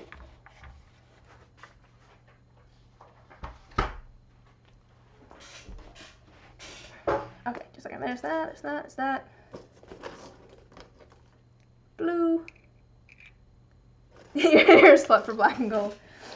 That's true. Your other dice are also black and gold. I mean, I also like black and gold.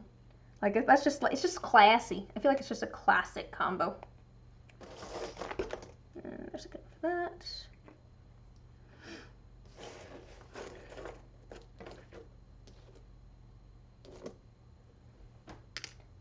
And I wanted to do some layered necklaces. So let me show you what I'm talking about. So I have in the past used these crystal shapes as dump molds. So if I end up with extra resin, I'd pour it into a little crystal shape. Don't necessarily have any use for these, but here you go. I had extra resin, so it just got poured in here. But I kind of want to, well, one, I could always use, ideas for what to do with these, but, here's an example that was definitely dump mold, but, I kind of want to make some, layered, necklaces with some, thinner layers, because you have, this, is, you have the black and the copper and silver layer, and it just kind of gave me an idea of doing, oh,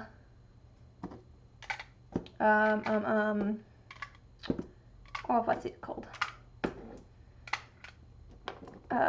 There's people make these pyramids that have metal shavings and rocks and all sorts of different colors and stuff in resin in them, and I kind of want to try making necklaces that kind of have layers like that with some of the different colors and materials and things.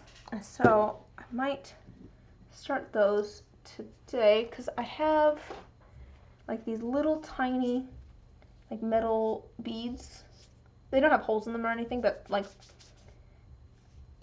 think that would be kind of cool as a first layer maybe.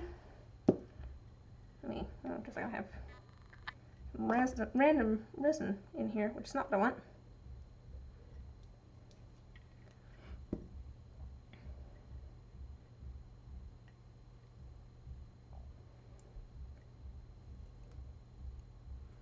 Copper, silver wire, and glass beads. The ones that I have already have made, or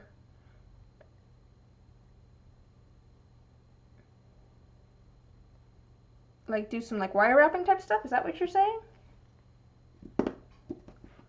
Are you saying to add to the inside of them?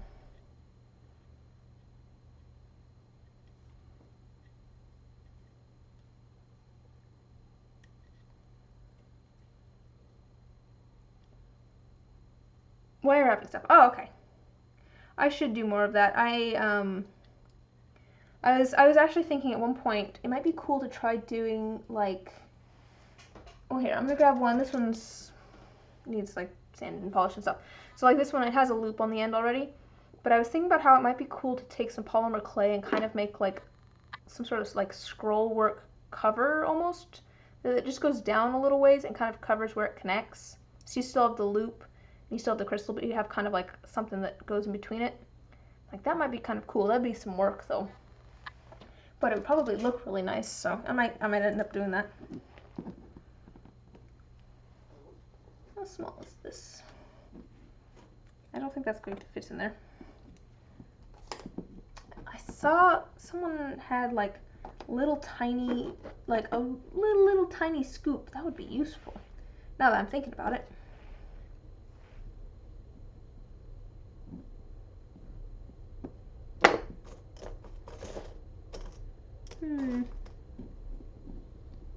Yeah, that's not working so well.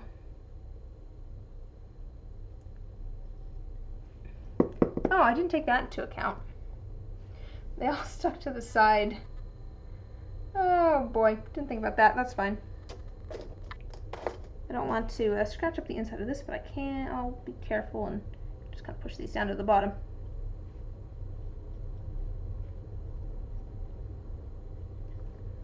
There's a big foam stegosaurus to make the dump molds into spikes.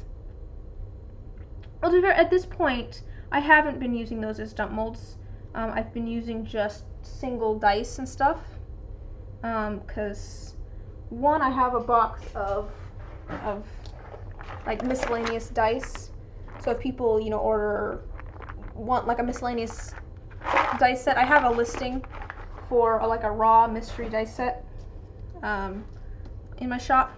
But also I usually send like a little bonus D4 with all of the orders. Like the commission ones, I'll send you one that matches, but the other, oh, I have those in there. But for like, just when people order a set of dice that's pre-made, I'll give them like a random little bonus D4. Usually I'll pick something that I think kind of matches the vibe of whatever they ordered, but isn't the same. I feel like that's kind of fun.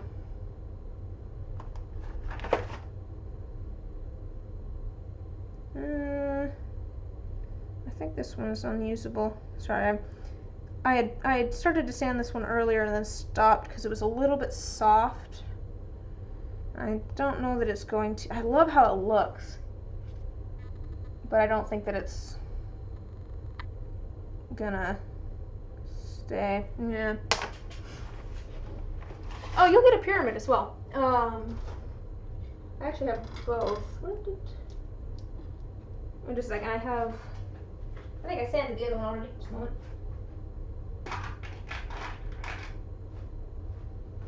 Yeah, for the commission sets. Yeah, for the commission sets, you end up with this one just because that's what I have listed for the commission. I guess I could give an option, but then you also have a bonus D4 here. The thing is that you don't necessarily get to choose what the bonus D4 is, but oops, oh no, come back. Baby, come back. Okay.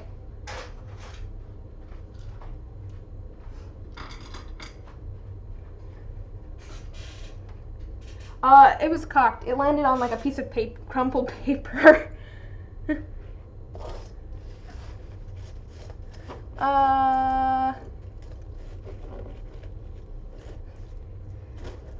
It's possible it landed and I was just not paying attention, but it did look like it kind of landed next to some old filters that I have sitting on the floor here, which I don't know why I have them sitting here. Why do I still have those? Liz, what are you doing?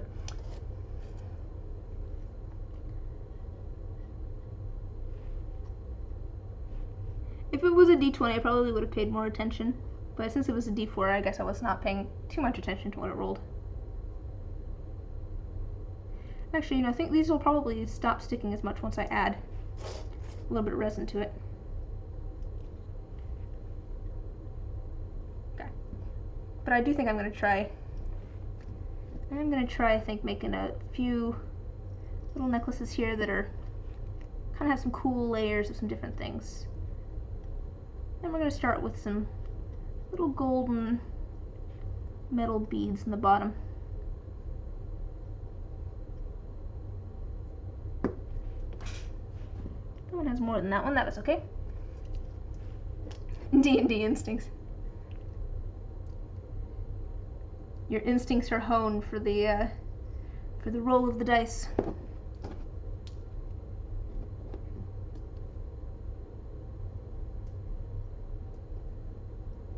Alright, this way.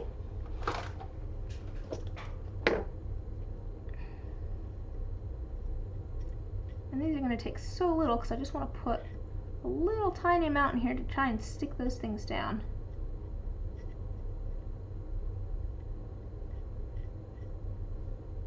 Alright. Cool.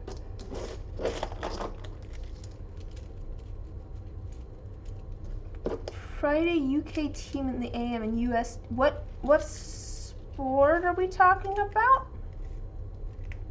What? Did I say something and then promptly forget about it, or is there a certain sport that we're talking about?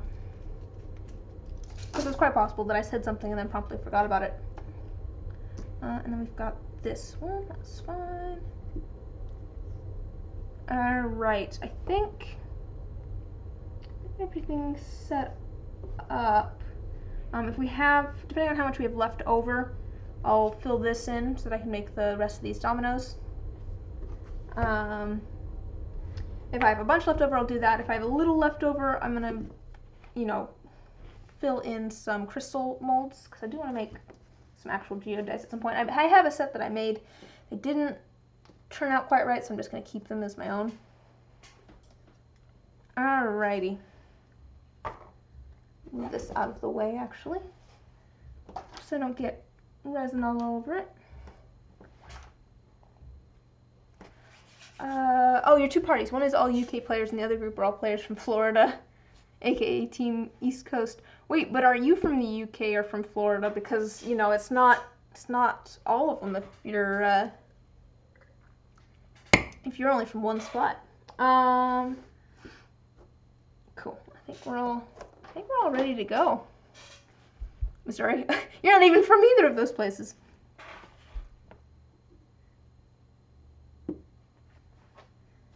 I think that's everything.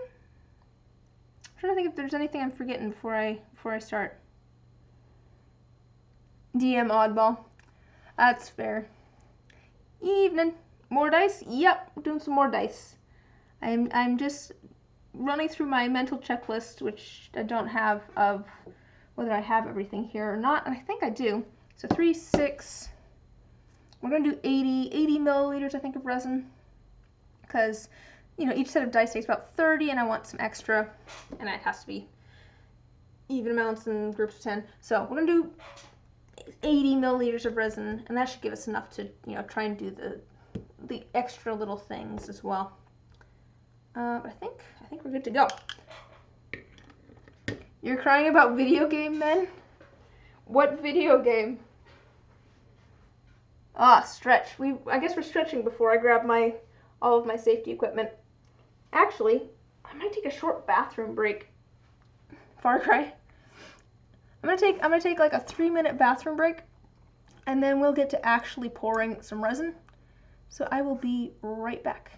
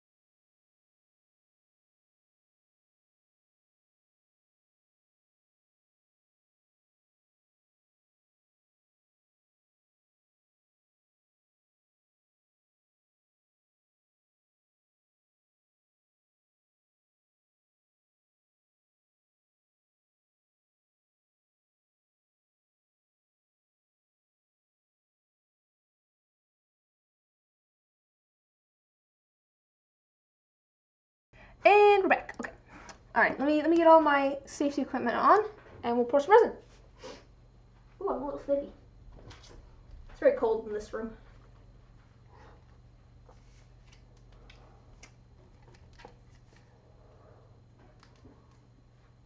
Oh, I forgot to turn off cat cam, but you know what? There's a cat that wants in right now, so let's do that really quick. Hi, buddy. Come here. Come here. Do that, I'm still streaming. Come here. Okay, which one of you wants to come in? Well, I'm taking this one. There's actually 2 cats here. We're gonna grab this one though. Cat cam. Cat cam. Don't not. You're stuck in my sweater. Are you here to add cat hair to all of my resin? You here to help? Look. Oh, hello. Yeah, this is the one that will hang out on my shoulder.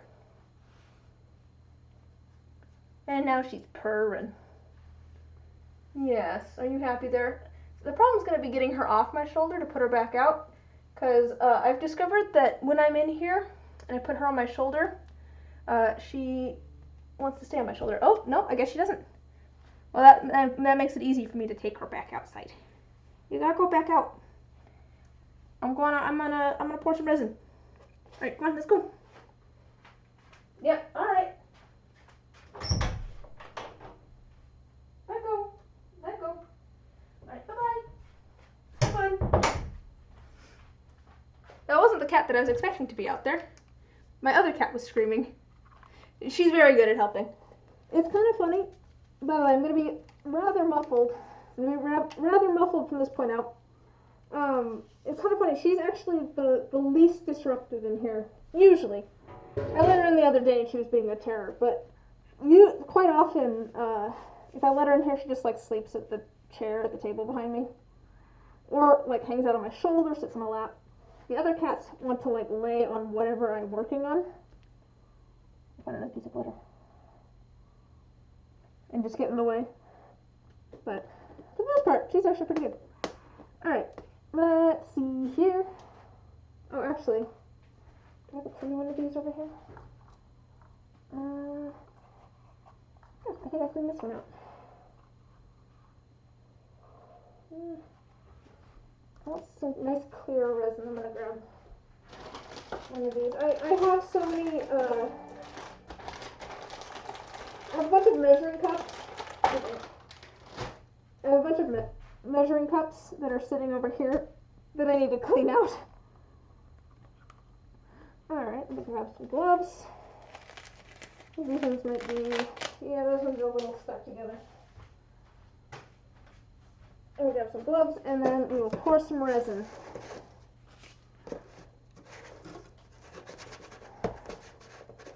Hello! Glitter is the answer. See?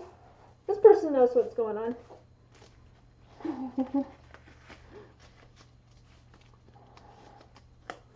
What sort of stuff do you craft? I'm obviously doing resin stuff. I don't know. Throw them in here. There's a cat outside the door again. Polymer clay and resin. Oh, cool! Yeah. I do a little bit of polymer clay, but mostly resin. I'll make some little things usually to put in resin. I've been sculpting characters lately. Ooh, cool. Feel free to send like a link to photos in the chat, just as long as you know, as long as we know what's being sent.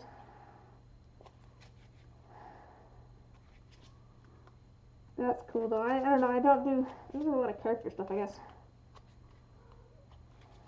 What sort of characters have you been sculpting? Like,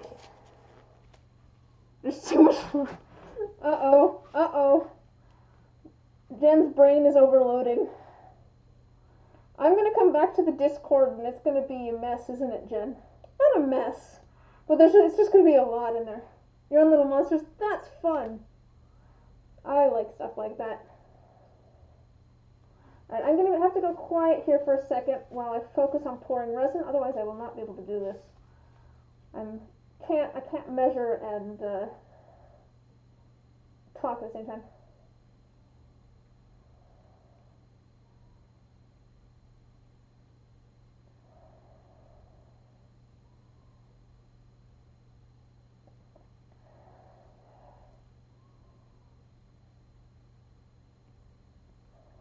I think there's a hair in my mask, which is very annoying.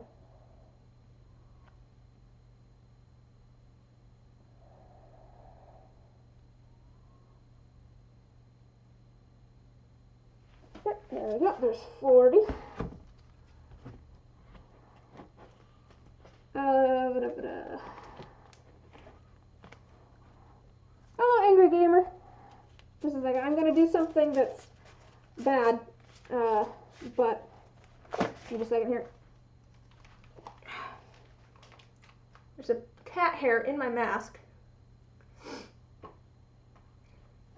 be fair, this little bit of time, it's not going to be a big issue having the mask off. I just don't want to have, you know, prolonged exposure to a bunch of resin fumes. Okay. Alright, there we go. That should be better. Oh yeah, you're a DM as well, War Pony, so you probably also have a whole bunch of lore. I should have blown these out before I put my mask back on. Oh well. Oh, these are still clean. I don't know what I'm thinking. I'm so used to them being covered in resin. Alright. So we've got part 1. Now let's move on to part 2. I'll be back in just a moment after I measure this.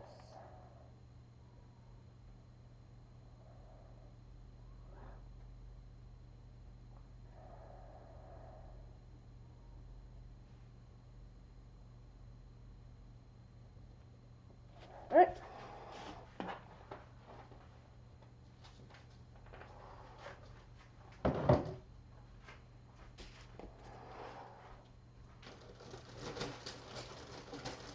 So we're actually probably going to end up doing a bit of sitting around tonight. Because as I was saying, I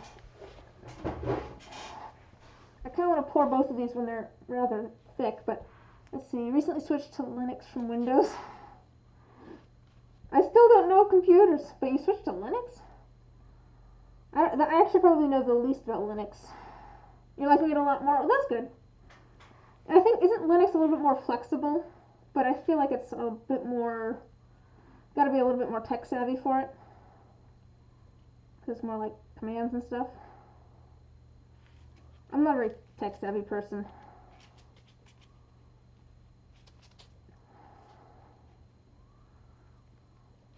The DM club. Do you DM quite a bit, Beta? Linux is open source, people make different versions of it. Oh, okay, okay. That makes sense. What is going on here?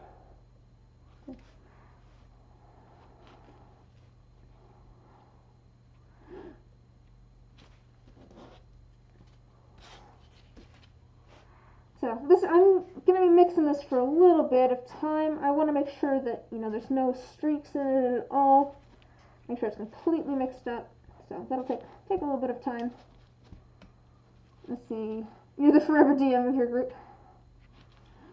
It's been a long time since I've DM'd. I don't know that I'd be a good DM.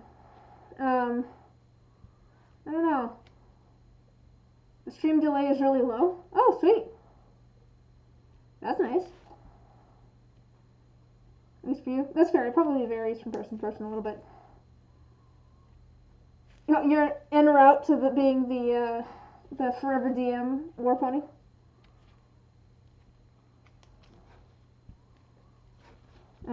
What I was going to say though is that I feel like I'm better at building off of other people's ideas to a certain extent than like being the one to initiate it. Sculpture you're working on before it was painted.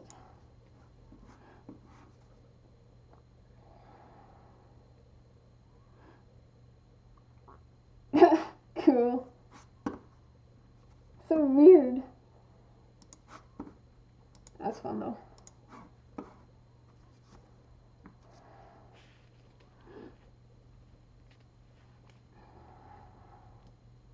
You're done. You're free. You're free of lore? Is that a thing that can happen, Jen? Weird is your favorite compliment? I definitely meant it as a compliment. I'm like, because I felt like that was definitely what you were going for.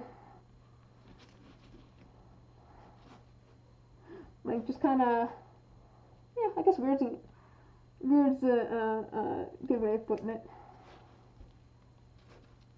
I don't know, I don't have a better word to describe it, I guess. But it's fun.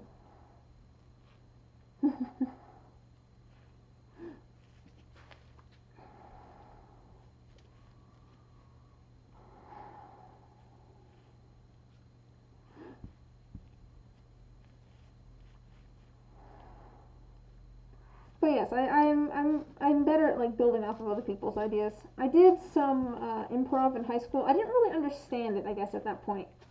I feel like I understand it a little bit better now, but also my brain just shuts off when it comes to trying to like improvise things, and I'm just like, I know words.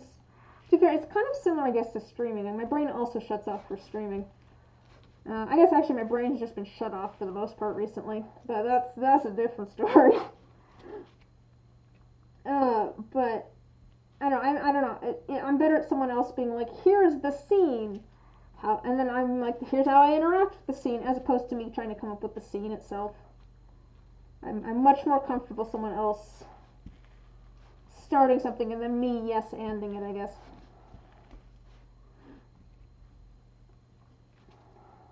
But maybe it'd be good to try it out again. Might be good to try out DMing again. I haven't really done it, I guess. Actually, I don't know if I've ever really DM'd. Yeah, I've never really been a DM. I maybe did it once as like a kid when I was playing with my family. Like, I always liked like drawing up the map. Oh no, I did try DMing at one point. It just fell apart really quick because I didn't necessarily, the group of people we were playing with didn't want the same thing out of the game, so it didn't work out. But I feel like that's the most important part of any D&D group. Like, as long as everybody's on the same page, but if different people want different things out of it, it needs to be made like abundantly clear what people want out of it and stuff. What is going on there?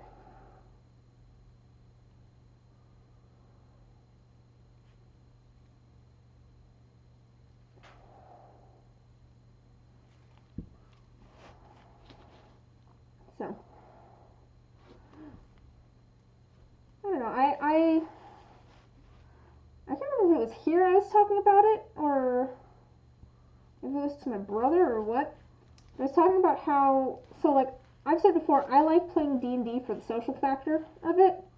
Like, I'm not necessarily, I don't necessarily play it for like the RP or the fighting or anything. I play it for having people over for dinner and like having a project to work on together. But I did also realize that I like playing it as like a puzzle game. Like, my favorite thing about D&D is people using their skills and abilities in creative ways to solve a problem. Your campaign's in wild now, but you're structuring in lots of world built stuff. That's cool. That's fun. I do have a whole bunch of maps drawn up for, like I said, I had a campaign that I was going to run, that people wanted different things. But I do have maps that I drew up for that. I guess if I do have a D group I suppose I could play with, but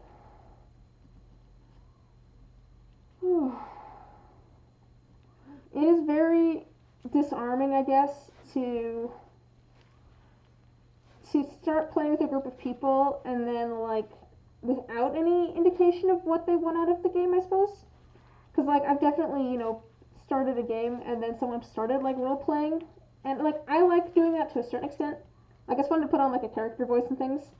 But when someone starts trying to have like a deep philosophical conversation with you in character, I'm just like, wasn't expecting this. Didn't know this is where we were going with this game. It's very disarming.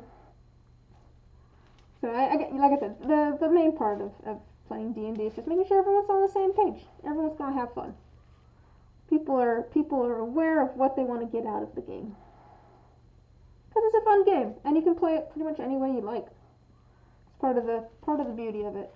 There's no real wrong way to play as long as everyone's having fun.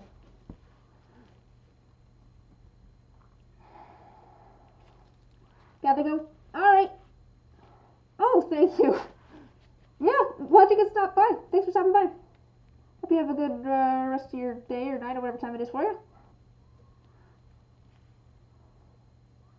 Let's see, you have to make most of your own maps. You do try to use the offered geography.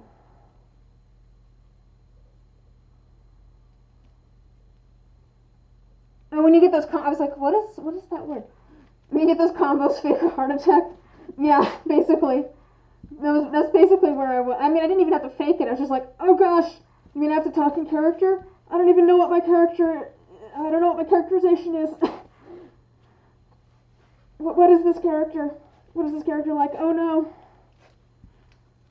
Alright, we're getting really close. I think it might actually be all mixed, but I'm gonna mix it just a little bit more, just to make sure. I'm just scraping the bottoms and the sides here, just to make sure that I don't have any of one kind stuck to the sides. That really is how it feels, though. But I mean, and then at the same time, I was saying earlier, my brother and I were talking about trying to get together, like set up like a Minecraft server with some, like, for some friends and stuff. And we're like, it'd be fun if we did some sort of RP or something in there. We're like, I wouldn't be opposed to that. So it's just like, oh no, what am I getting myself into? But I feel like that's a little bit more freeform to a certain extent.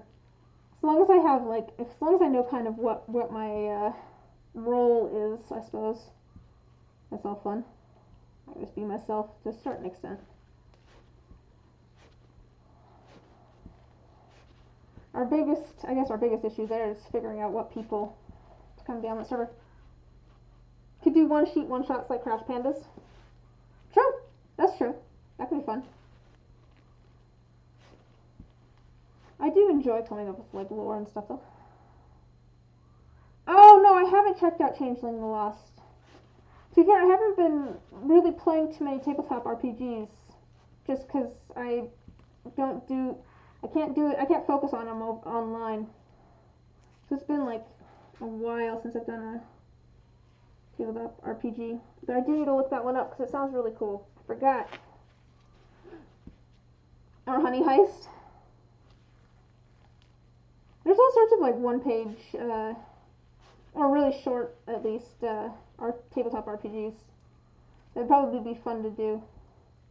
I do think that part of why D&D works so well is because this stuff's getting old. Part of the reason that D&D works so well is that you can kind of use it in any way you want. Like, I've seen people say as a criticism, sort of, that D&D doesn't give you, like, a lot of, like, information on how to, like, roleplay and stuff, but I think that's kind of the point. Because it gives you a lot more freedom to do what you want with the game. Like, you have your abilities and stuff, but, like, you have all the freedom to try and make your character and things. Oh yeah, you can send a video. I'll open it up. Oh wait, when did I get 100 followers? Oh, that's exciting. I just noticed that. It's alright. I just realized that it says I have 100 followers on here. I didn't know that had happened.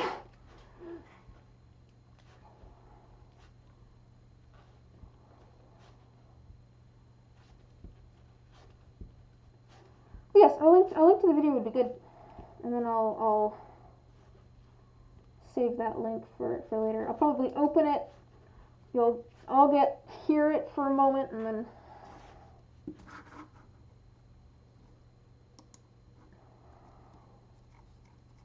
there we go. All right. As I race to pause the video or whatever. All right, I think we're probably good.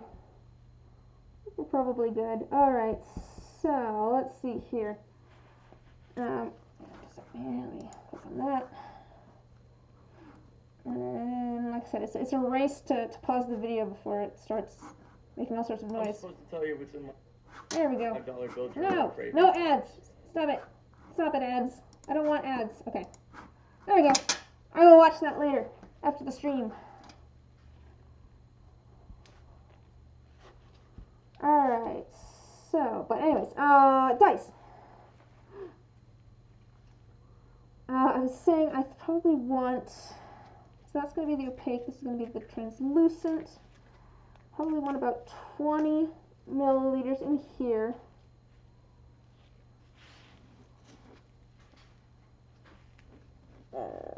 Probably about 20.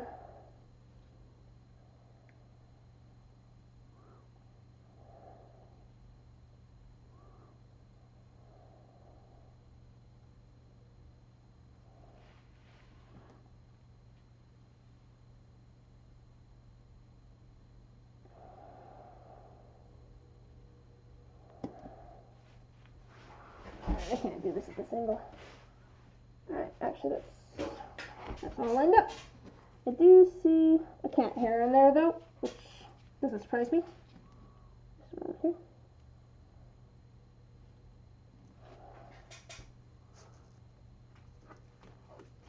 Let's see, it gives you lots of freedom to do and be whoever you want to be or do, but also got to be ready to face the consequences of these choices and actions too. That's true. That's true.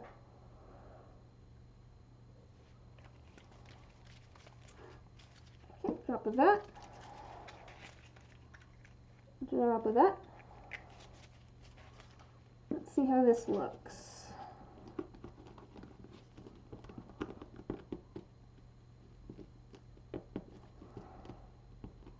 Got a really dark blue now with all sorts of holographic glitter in it. I'm thinking about it now, and actually the character art that I saw, all the stars and stuff was in the lighter blue, but we're gonna just pretend that that's not the case. For sure most of the stars were in the lighter blue. But this one's the translucent one, and let's see if I can show you. Looks almost black on screen, but it's a very, very dark blue. You see all the glitter in there. And that's part of the reason we're going to wait to where we're going to wait to pour these is because I want all that glitter to remain suspended. It doesn't always do that very well when the resin is thinner.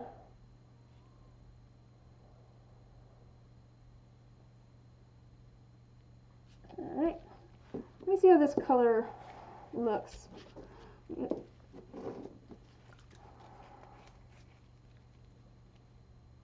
You have one player, you gave him full freedom on his character's design. What he came up with is interesting and all, but he did made a bad mistake in his backstory. Now you gotta kill him. Not right away, but eventually. Is that, like, is it because you don't like what he made, or because it lines up with his backstory?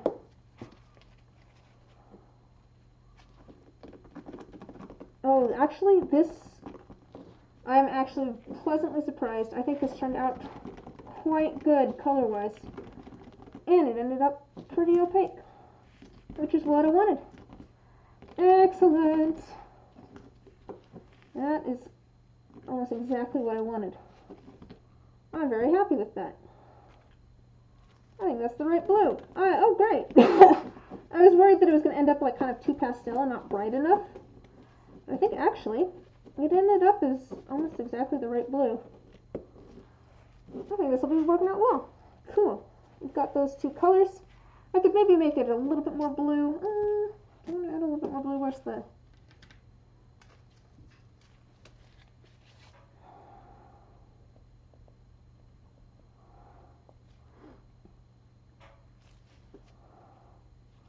let's maybe add one more drop of blue.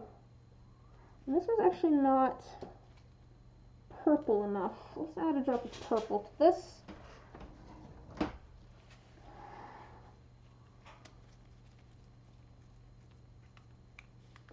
Oh, picked a blood hunter of, oh yeah.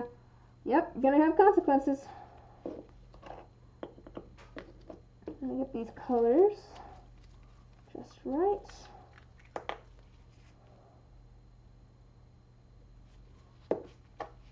Let's see if that's a little bit better.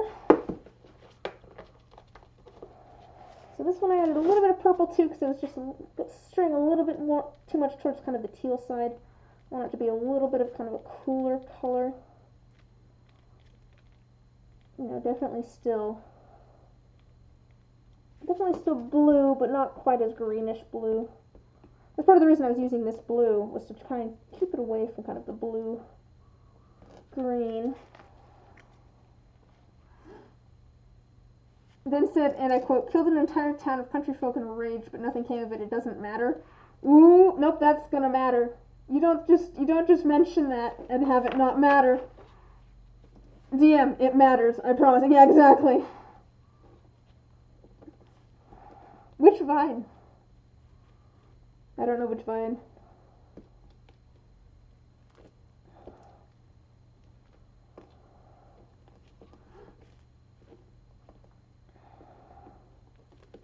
I was worried that there'd be too much glitter in this, but I kind of like it. I kind of don't mind that there's a lot of glitter. I think that'll be kind of nice. It'll fill it in a little bit. When will you learn? Oh, yes. Okay. When will you learn that your actions have consequences? Okay, yeah. Here's the right blue. That's perfect. There we go. There's the perfect blue. I don't know if the person that these are for is still in the chat. It has been 2 hours, I realize, but I do think that that is the right blue right there. This one's maybe still a little bit off.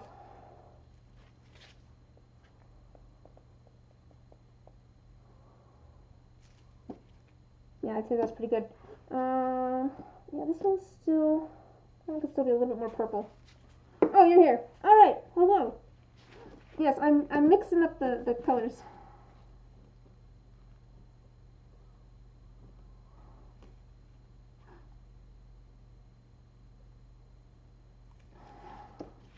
I feel like I was going to ask you something, but I don't remember what it was.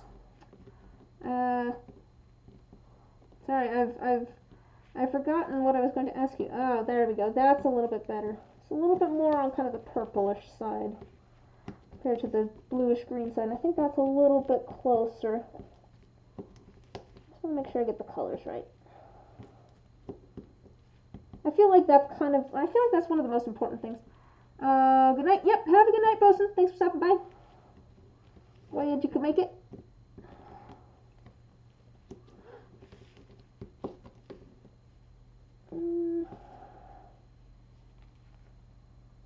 This is kind of how I test the color a little bit, is I kind of just hold it up to the light and go like that.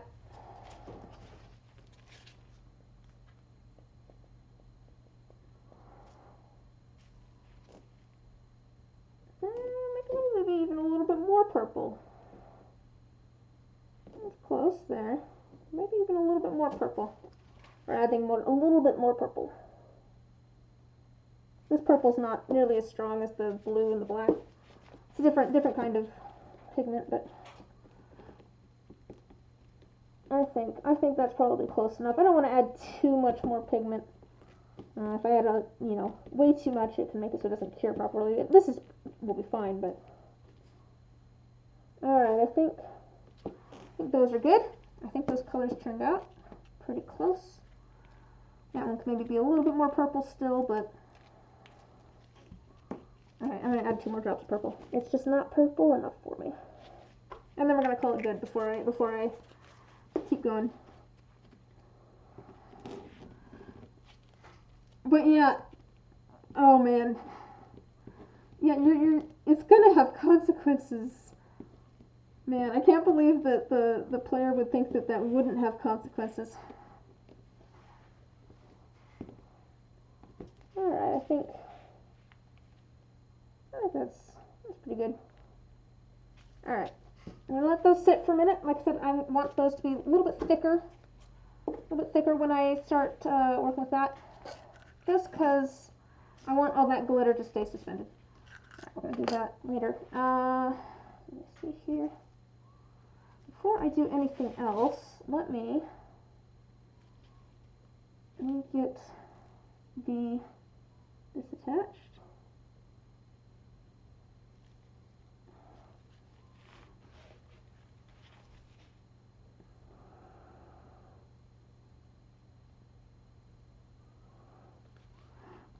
Alright, this one is going to be a little bit more tricky. Just a second here. This one has been kind of a pain trying to get it attached. I want to make sure that it gets all the right spots. Okay. I'm just attaching the tops, the little metal pieces to the top so I can turn those into keychains. Alright, as for these, so about 30, so I want this to be about 15 or so. So I want it to be about half clear. Maybe I'll go 10. I think I'll go 10 actually.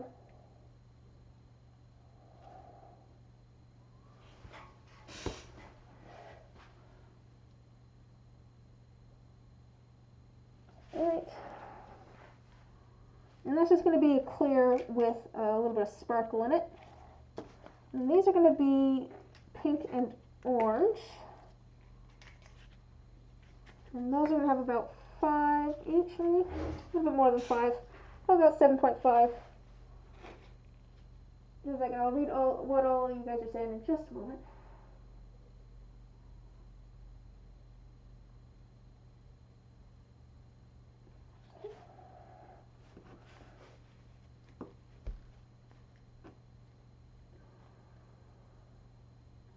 Again, I can't like talk and measure at the same time.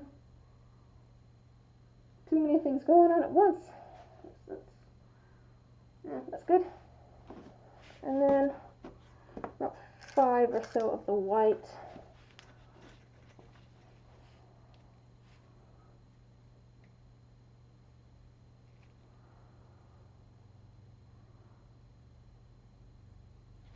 Alright.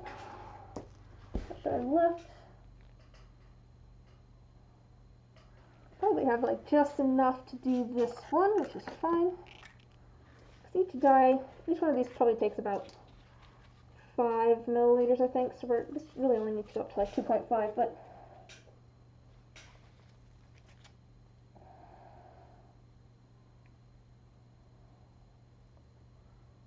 I'll make sure I get everything measured out now.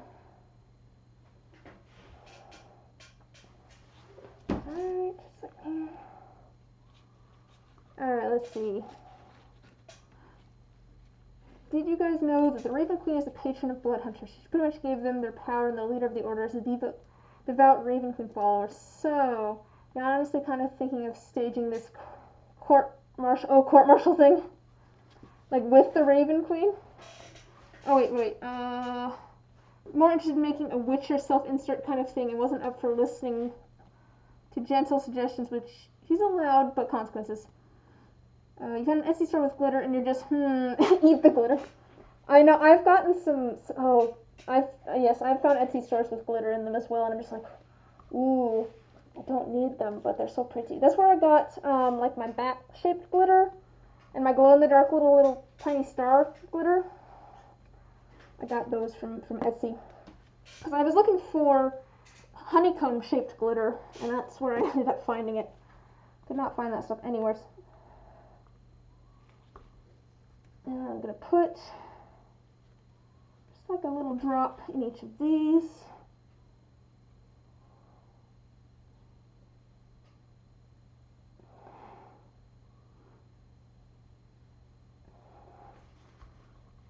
I feel like, let's see.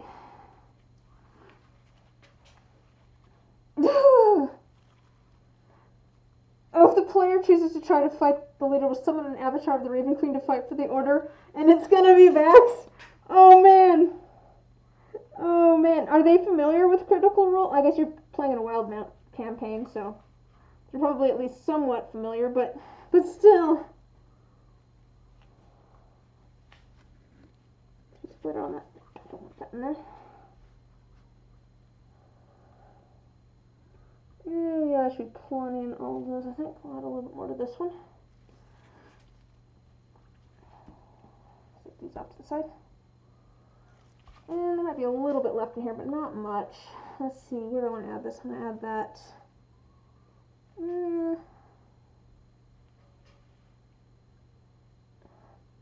No, they really aren't. We'll understand, though. Oh, what was that? Oh, thanks for following. Welcome. Welcome. Looks like I'm not going to do my Legos tonight. I'm putting off my Legos once again.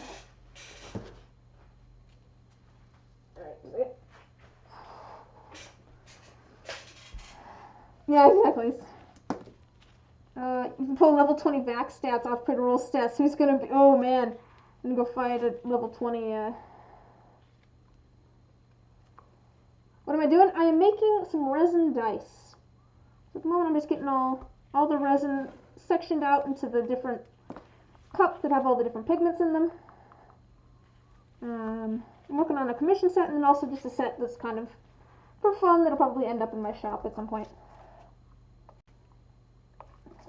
Side.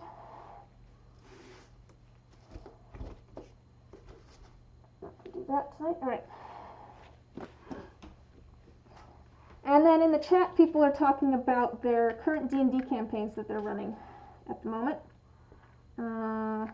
We've got a couple of DMs in the chat.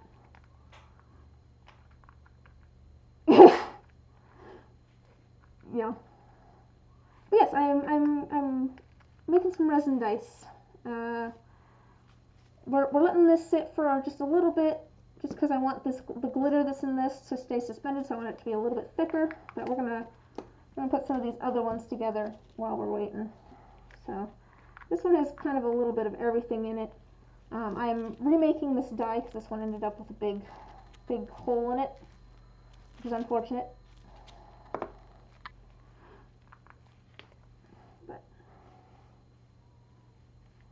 I want to get those done. I need to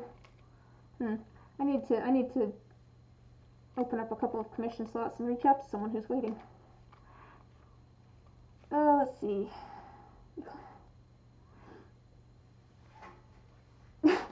DM, you call yourself because clown that just loves RP and some level of plot is too long.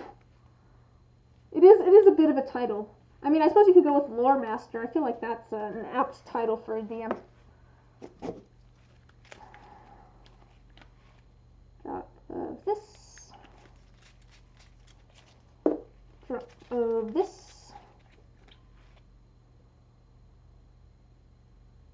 Alright. I don't think I need the black anymore. I do need the white over here. I don't think I need any of these other colors, so let's just put these away. Now that I can actually, whoops. Alright, there we go.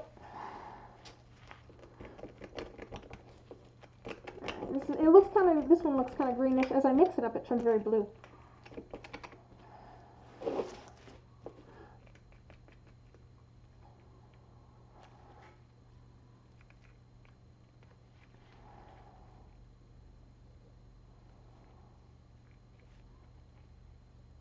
Let's put this on.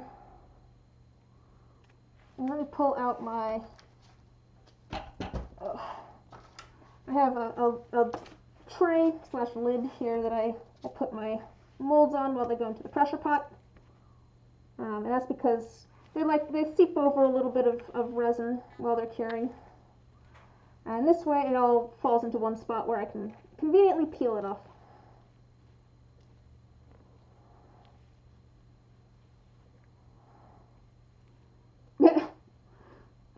It's an excuse to make stories. You know, honestly, that's not a bad thing, because I guess it kind of gives you an excuse to do something just for fun, as opposed to trying to, like, monetize it, which is a big issue that I have.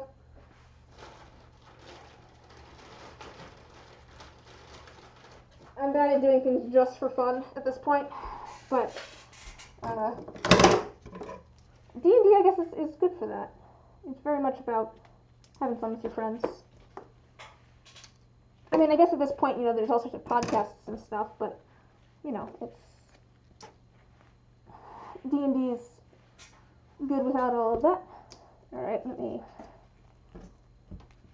start getting these mixed up. So this one has a whole bunch of shimmer in it. I might need to add more shimmer, we'll see.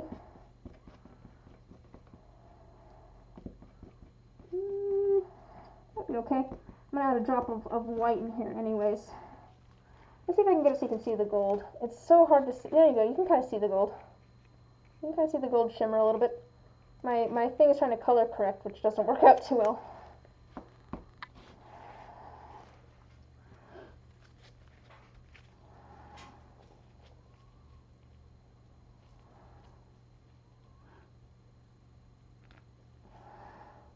Editing videos is hard.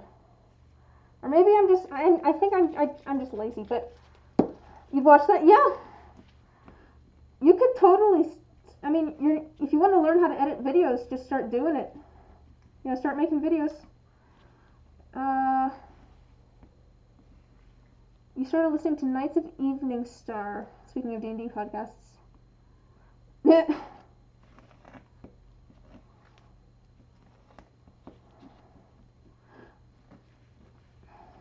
But no, editing is hard. Editing is an art, and it just takes so much time. I don't have the patience for it, which is part of it. That's why I ended up streaming and not making YouTube videos, because I don't have the patience for editing, or the knack for it, really. Because it really is an art form. It's amazing what you can do with editing. All right, there's the white. It's white and it has a little bit of a gold shimmer to it. Alright, so these are going to have... Yeah, practice makes perfect and that kind of stuff. Yeah. Oh, I know. I realized that, too. And I think I've gotten better at it to a certain extent. But also it just takes time. It's one of those things that I'm very impatient with. But I was saying earlier, too, that if my brother and I do get like a Minecraft multiplayer server set up, and if we do any sort of like RP or anything, I do think it'd be fun to like record and make some videos of that. So, you know, there's an excuse. Because, I mean, that's easier to do than making arts and crafts videos, which sounds weird, but it's just easier. It doesn't take as much equipment and stuff. Arts and crafts videos are, like, if I was going to do videos of resin, which is something that I have been thinking about doing, like, I gotta get my camera set up, I gotta get, like, background set up, because you're gonna see, you know, me and stuff. Whereas if it's just Minecraft, you just see, like, my computer's, like, my Minecraft screen, and it's fine. But no, Jen, if you do it, why not? Why not do it? Go make your funky little videos. Well, or big videos. I don't know.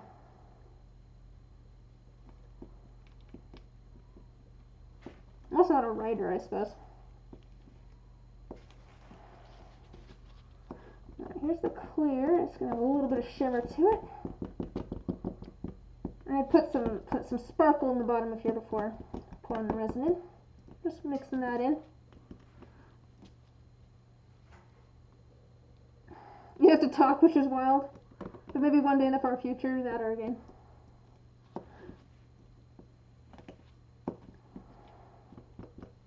Valid. Valid. It takes... It's weird being on camera. That's something that you can get used to over time. Like, as you go along, that becomes more and more natural. But, like, there is a certain amount of learning to be comfortable on camera. Like, it's not natural, necessarily, to just immediately be good in front of a camera.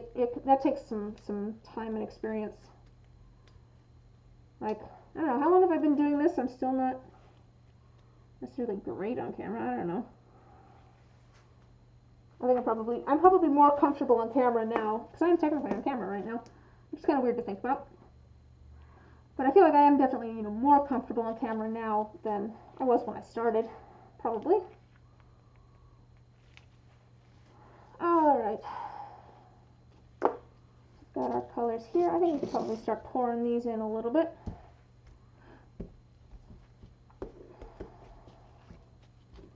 So, yep, so I have the high number down, and we're going to do the clear first. We're kind of basing this on some other dice that I made recently for a commission, but we're switching up the colors. It doesn't have, necessarily all of the same things as that set. But did I end up with somehow more orange than, I don't know. We're gonna add some of this clear and the orange and the pink, and then we're gonna kind of make some clouds in it.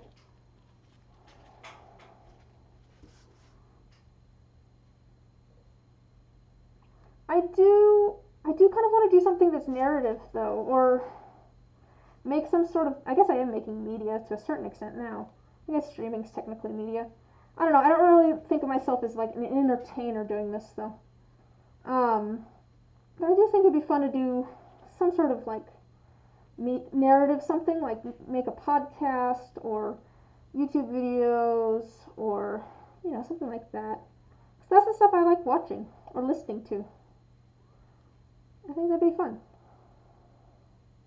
The problem is that I'm not a writer. I'm really not a writer.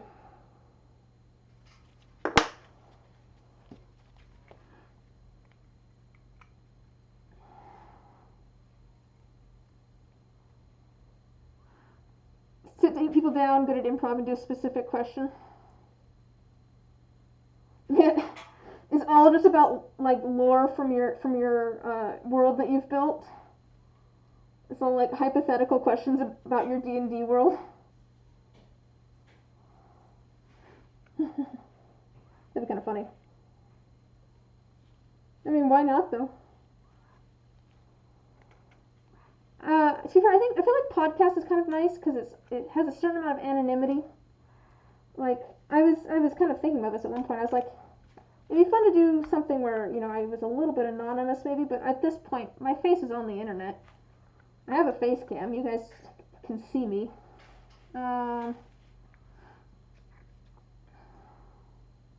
What are your guesses on the size of the goddess brain?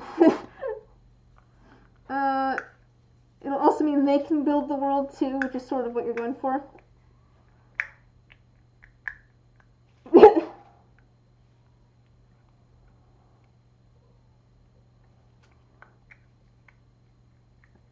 Why can I picture you guys just starting a podcast that's just you guys talking about D&D world lore? I could see you guys starting a podcast for some reason.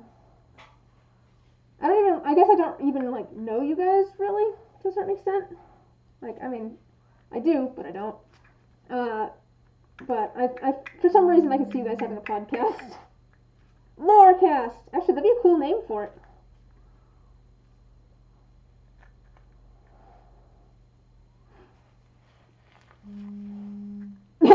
Yes, exactly. The podcast is just the lesbian council and the dumps about their setting. Basically.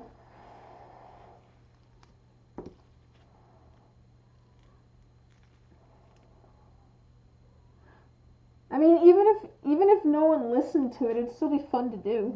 So, who is texting me? Who is texting me? Oh, it is friends texting me.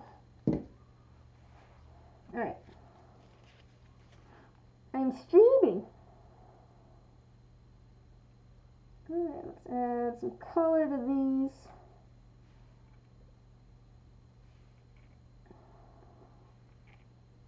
I'm going to add the pink, I'm going to add the orange.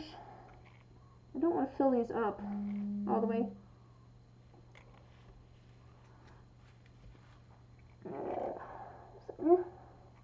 Add a little bit more pink to the D20 here and the D12.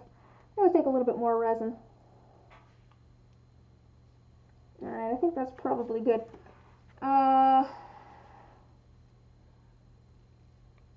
What if you could go against the ceiling of talking?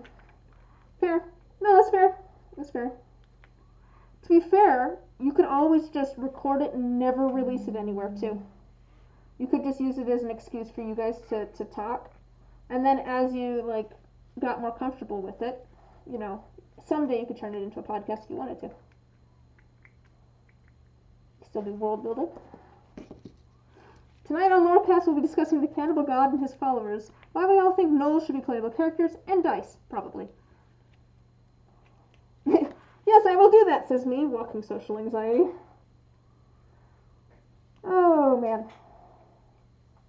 I guess my egocentrism has gotten the best of my social anxiety. Somehow things have canceled out. Actually, I'm not a very socially anxious person, I guess.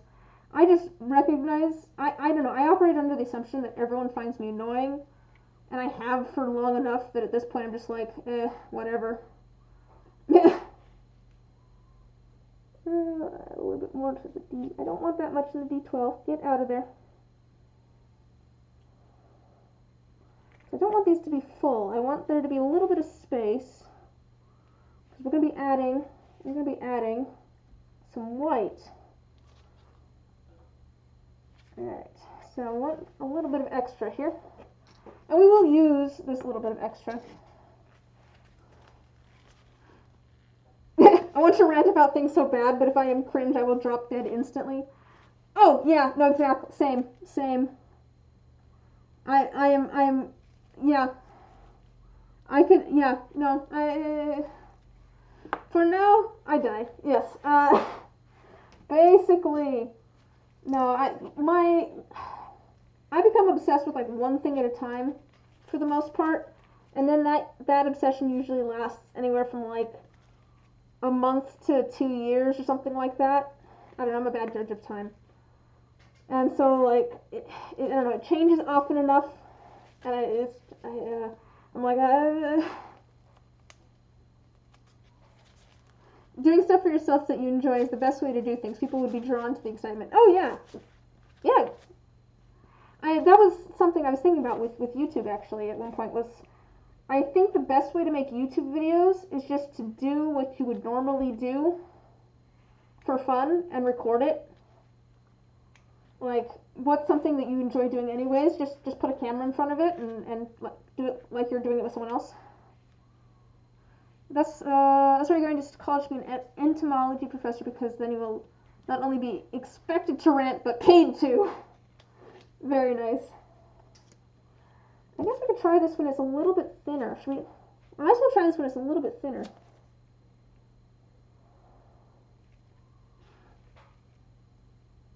Listen, I like doing things. I hate being perceived by an audience. Valid. As long as you're having fun, someone else would likely enjoy it too. That's true. But not everything has to be public. Like, yeah, I don't want to deal with criticism. Although, at the same time, I'm still sitting in front of a camera streaming, which is... I don't know. I don't know what I'm saying, guys. I don't know what I'm saying at this point. Oh, come on.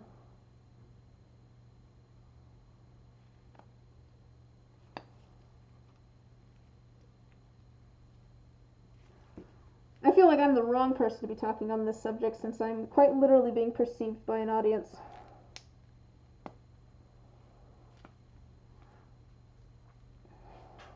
But also, I'm not big enough to be receiving any sort of, I don't know,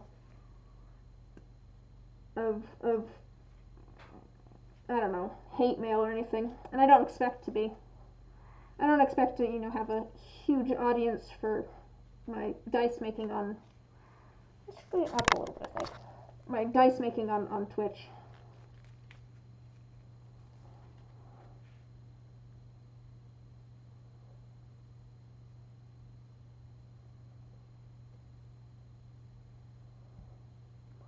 It keeps happening. It's hard to judge when there's going to be air in this thing, which is kind of okay. It kind of adds a little bit of a swirly effect, which I don't mind too much.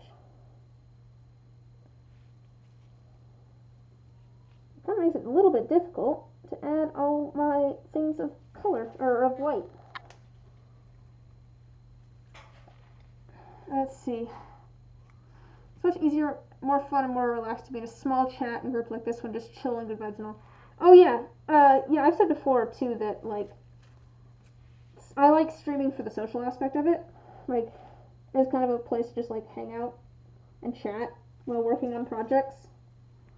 I don't, I don't necessarily watch a ton of chats or I don't watch a ton of streams. I do with like people that like I know and like I can chat with. Like there's another dice maker on here, Scryer. Every once in a while, I'll pop into like her streams and we can chat. But like I don't watch a ton of streams.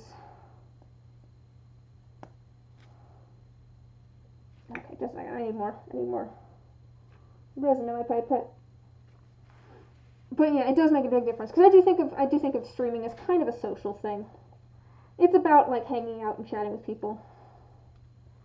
And I have watched, some like bigger streamers and stuff too.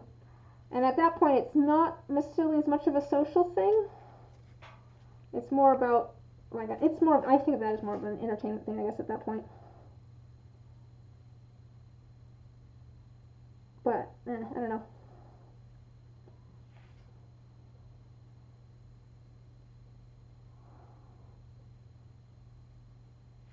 Let's see. You like watching smaller streamers for the social aspect? Just hanging out and chilling. Your book binding group gets into group chats a couple times a week. Sometimes it's only a couple of us. Sometimes it's half a dozen or more. Exactly.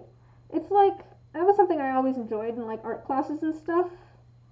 Was just like, you know, chatting with people while working on things, seeing what they're working on. That's part of the reason that I allow links and stuff in my chat. As long as people ask first before sending things, is because I want to see what you're working on too. I want to see what your art projects are.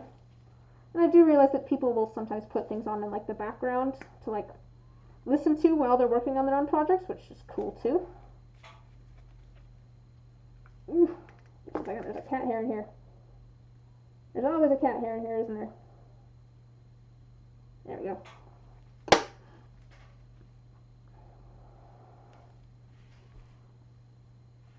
Add this to the D20 before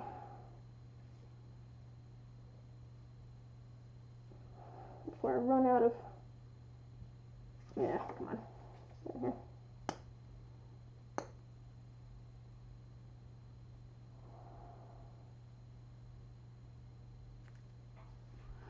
Sorry, I'm trying to get all of this into the D20. I want there to be enough, but I'm also just adding a whole bunch of air at the moment, which is not necessarily the best thing, but as long as I get some of this white in all of them, I'll be fine. I just want them all to have, look like they match. And it's definitely getting thicker, which means that stuff will probably be about perfect once we get over there.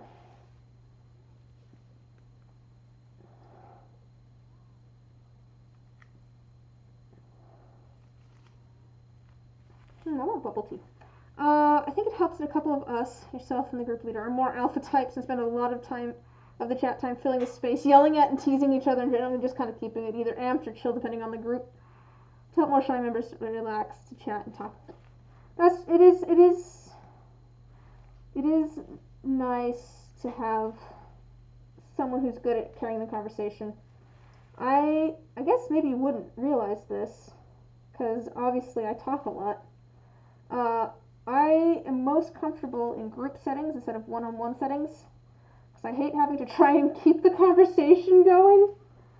I don't know, it's so anxiety inducing for me to try and like, how was your day? What's new with you? Try and keep any sort of conversation going.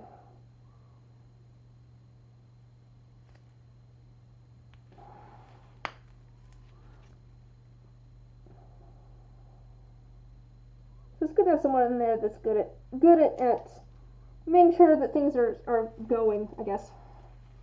Things are happening. Alright, let's grab this last little bit of white. Maybe add it to the D12. Oh, let's not grab that cat hair. I don't even know where all this cat hair is coming from in here.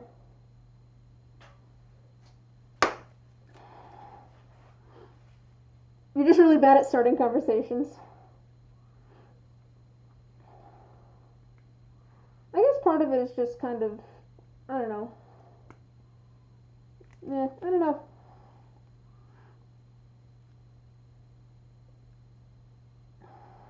You used to be in a group that you've done a lot of art for, but unfortunately it dissolved badly. So you resorted to being shy but easily activated. You also just like sitting on call while you draw because you get things done with the power of complaining about drawing hands. You can rage about anything since starting the combos. Issue. I don't know.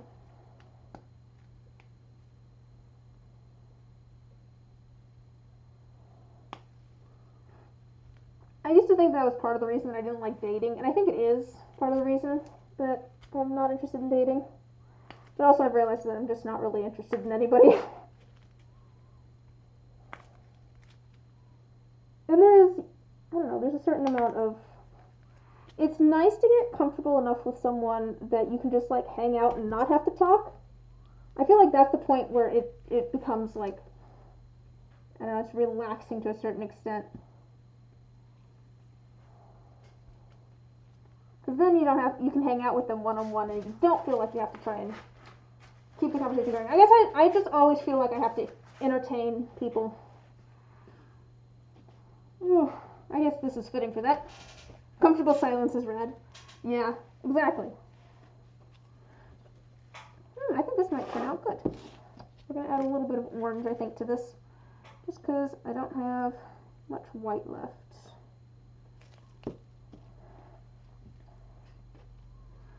Alright.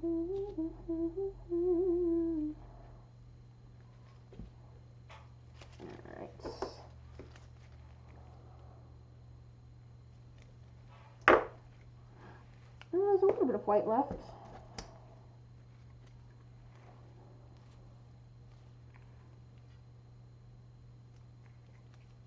Add a little bit to all these.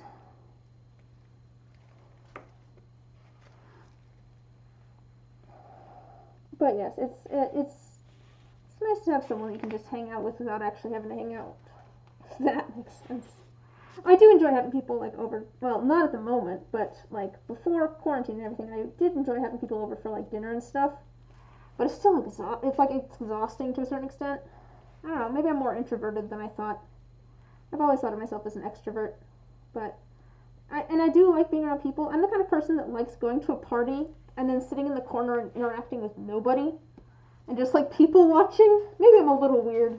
Maybe I'm just a little bit weird.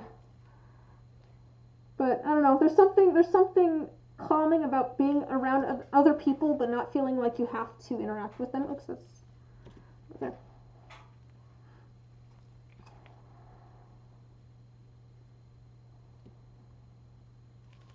Alright, there's those. Alright, there's our extra. Oh, let me add a little bit of white.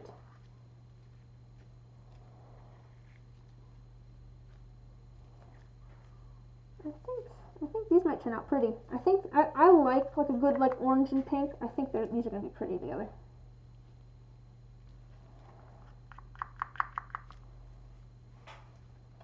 I like how we talk about comfortable silence and okay, just and everyone disappears. Just depends on what's going on, who's in the group, and what the discussion is. I'm too ancient to feel like you can let an opportunity to share war stories pass. Oh, you like having conversations, but your dumb ADD brain makes you interrupt people unintentionally. Yeah, I think I've become a little bit more wary of like conversations and stuff. Not necessarily conversations, but like, yeah, I don't know. I'm just thinking. I remember one time when I was away at university. At one point, we were hanging out at a friend's apartment, and like every time I talked, it was way too loud, and every time it's just like, Liz, be quiet. It's late enough at night, and I have neighbors, and I'm just like, right. And then next time I would just forget. And it's just like, looking back on it now, because like, at the time, did not realize I had ADHD. But looking back on it now, it's just like, oh yeah, I would just completely forget. Like, I couldn't focus on the fact that I needed to be quiet, and also what I was going to say. It's like, oh man. But yes, I don't know. Yeah. There's definitely the interrupting too, but you would have failed those stealth checks. All right, let's mix this up. It looks like it's it's actually not super thick yet. I'll let that sit a little bit longer. I think it has enough pigments in it. It's not super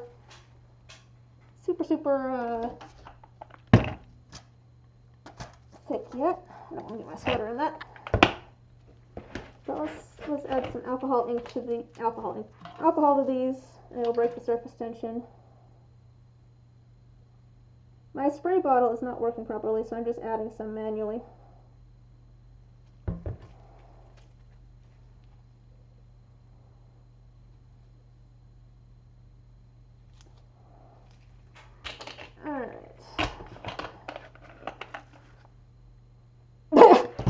You'd be a bard that wakes everyone up at night with hard death metal.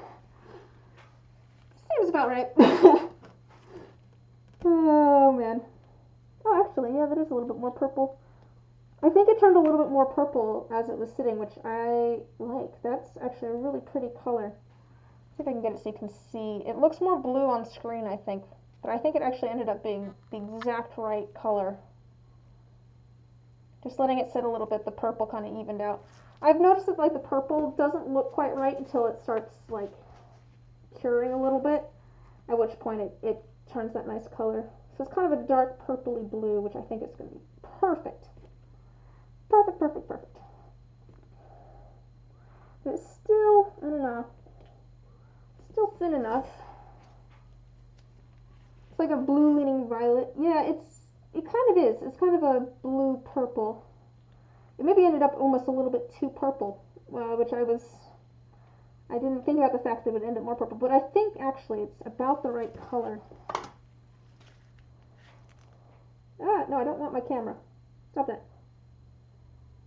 I want to go look at the reference photo. And we're actually going to ink these. Yeah, this is actually the perfect color, I think. Excellent. I don't know if it will show too much because it's very, very dark, but I think once we get it in the dice, it'll be good. And then I'm gonna ink these in like a light purple. I think that'll be nice. It's gonna stand out well.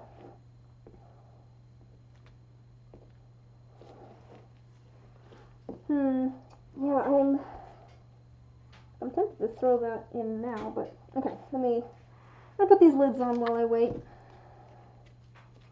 I'll wait for those to thicken up a little bit. What's the weirdest thing I said today? I don't remember anything. What is the weirdest thing I said today? What have I said today? Have I talked much today? I haven't talked much today. Probably. If I've said something weird, it's probably been on stream and you guys would be able to tell me. But probably everything out of my mouth is a little bit weird. Weirdest thing. Say weird things, never remember. Exactly. I have no memory. You can start. All right. What's the weirdest thing you've said today, War Pony?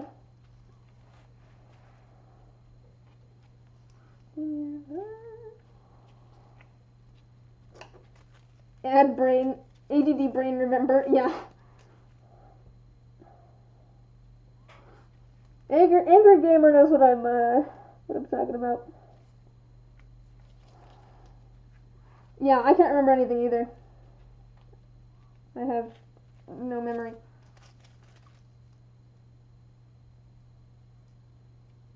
What have I done today? All the days bleed together. I mean, I'm sure I've talked to my cats, but that's probably about it. I probably said something to my brother.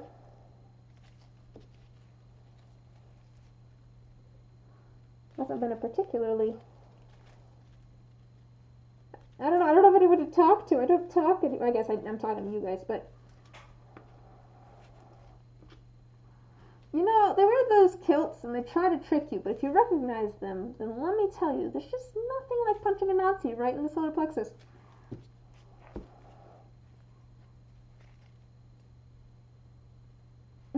You leave your phone on the desk you're sitting at, not be able to find it for an hour straight, and then find it on said desk. Yeah.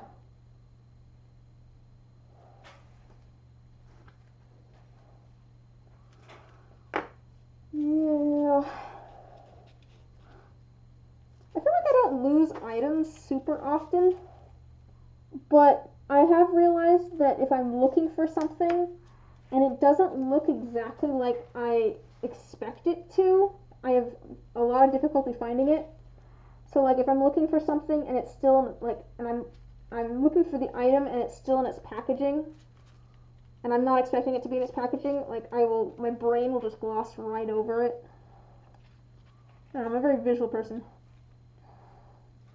What's your biggest dumb blonde moment? Oh man. Today or? Oh man, you're asking me to remember things, guys. What's this something silly I've done?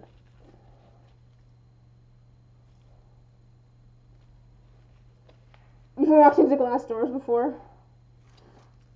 Yeah, that's fair. I feel like that's, yeah.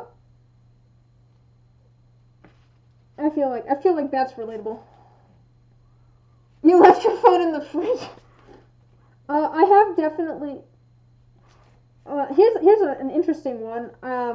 In like my childhood home, like every time I went to go grab a plate, I would always open the cupboard for like the cups, and they never changed location. I just always like not thinking about it would open the wrong cupboard. I've also definitely tried to like I've gone to go put like milk in the cabinet and like a cup in the fridge. That's definitely a thing I've done before. You put yours in a drawer before.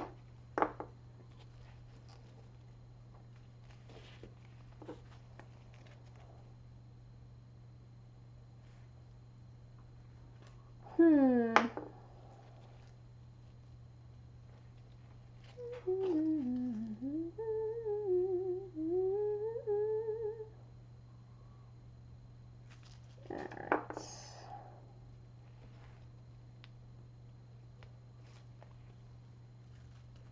Alright.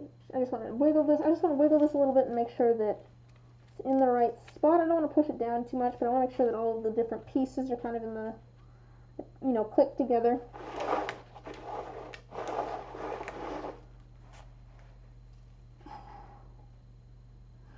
At least you haven't walked through a glass door. Oh no. Through no, into and bounced off of yes. My brother accidentally put his hand through my front door.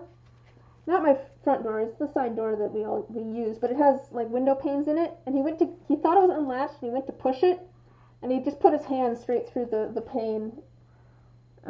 He has a picture. He went to go, cover it over with cardboard while we, cut a piece of glass for it. And he started on the outside, putting cardboard over it, and while he was doing it, one of the cats tried to climb up through the broken window. And he has a picture of the cat trying to climb through the broken window. So he's like, maybe I'll start on the inside. He was fine. I do want to say that both he and the cat were perfectly fine. But it's just like I got like a call at work, like, what do I do?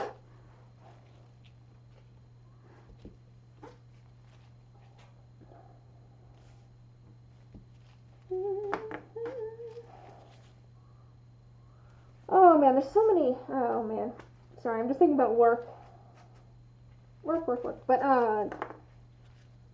I had a desk job for 5-6 years before quitting to go back to school, and then work a lot. Yeah. I guess my biggest thing at the moment is trying to figure out like benefits and everything if I'm going to be self-employed. Things get confusing.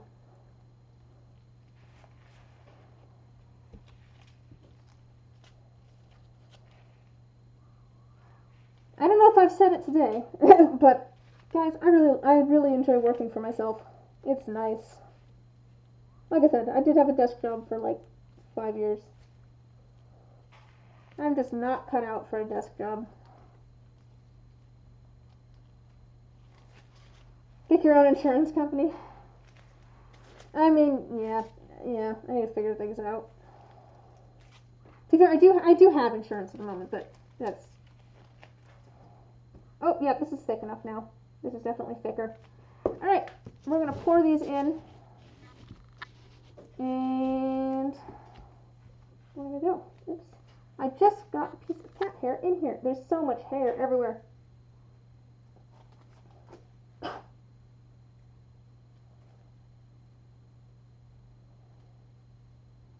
Alright.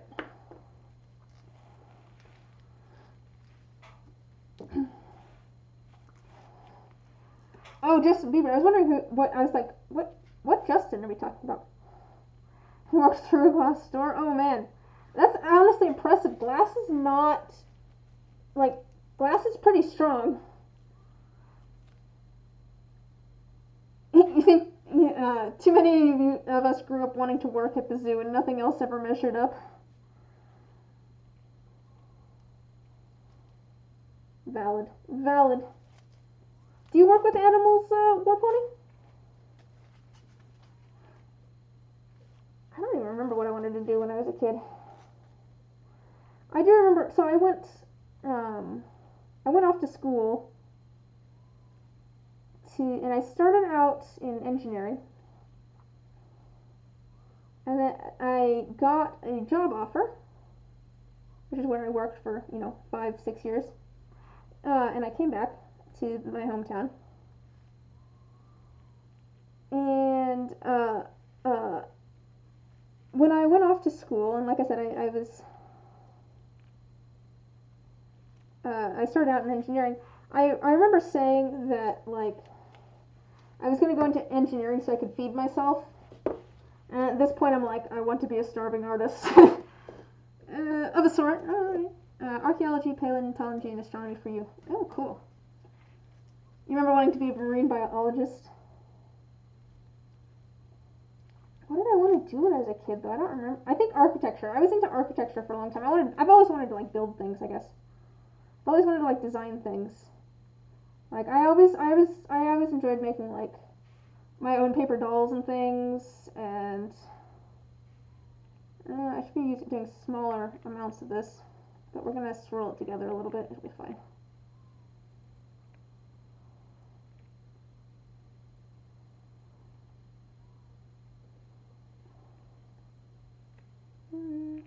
So I'm trying to get that there without making a huge mess.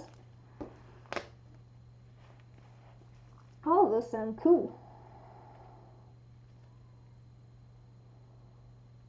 I mean, I've always wanted to do something in the arts, but never really thought that I'd be able to make a career out of it. So I don't know.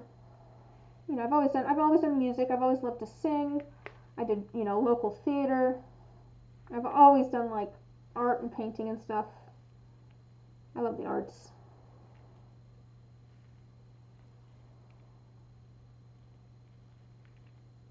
Alright, there's more of that. There's that.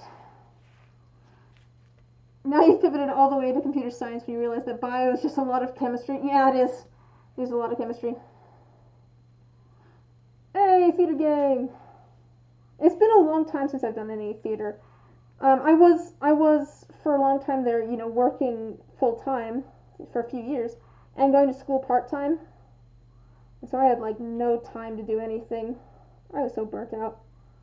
And it's kind of funny. I was literally looking at local theater auditions like 2 months before quarantine happened, because I'm like, I'll finally have time to do some theater. It'll be great. And then quarantine happened. I'm like, no. Why? I mean, I did still do like a local commercial. I guess that's probably the most recent thing I've done. I did a local commercial.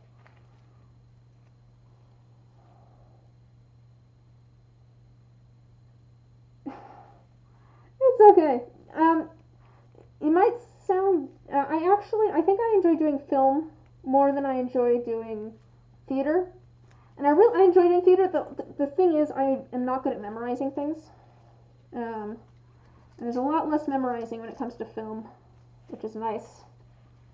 Make home movies like a little kid with the family camcorder. I wonder if my family still has the camcorder. Oh gosh.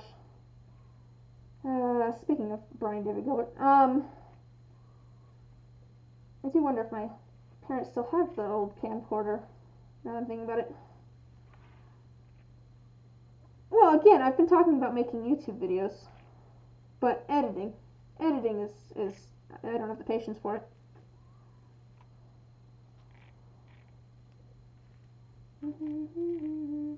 Oops, that one's actually pretty full.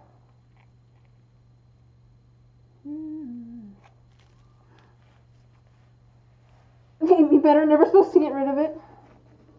It was the size of a microwave. I remember it being big. I don't remember it being the size of a microwave, I guess, but it probably was somewhere in there. It was big.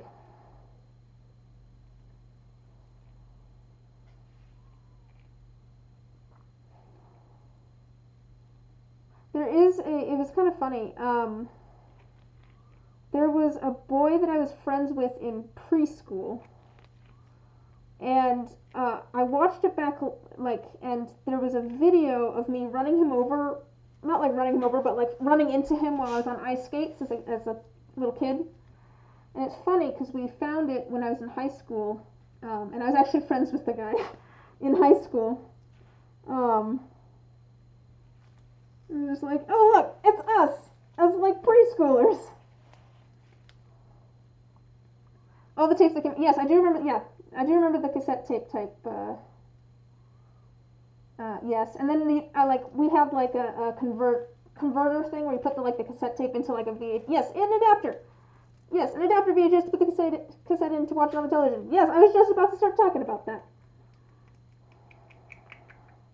I think you're a little bit older than me, War Pony, but I feel like you remember nothing below fourth.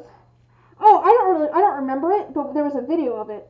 Um, and I'd run into this guy every once in a while. But then in high school, again, we were both band kids. You're ancient and crumbling. Old, old, old person War Pony. Alright, let me. I don't want to scrape the sides too much, but I do want to kind of swirl this up a little bit.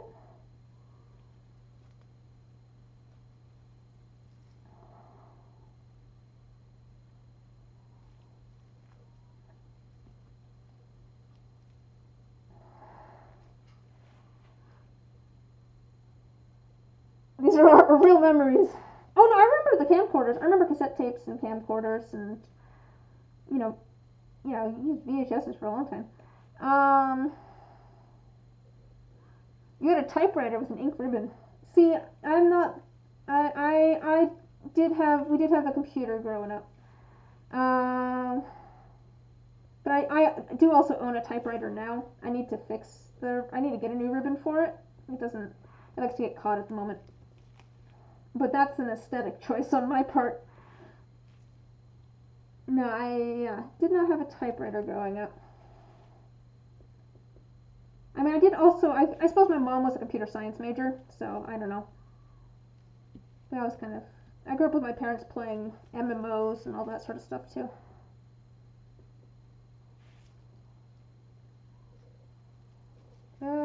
Rotary phone and a record player. No, I grew up on cassette tapes. That's where I was as a kid, was cassette tapes. And then at some point, we switched over to CDs, but I do remember as a kid using cassette tapes. I remember we had like a rotary phone that was just for fun in kindergarten, in like the play set. Like, we had kind of a play area. And I do remember there being a rotary phone there.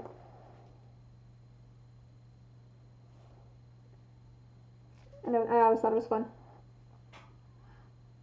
Okay, but I am down for that design choice where the clear electronics. That was what, in the 90s? Really, in the 90s. But the clear plastic electronics with the like brightly colored the clear plastic like outer casing with the brightly colored like electronics on the inside. That was a vibe. That was a vibe.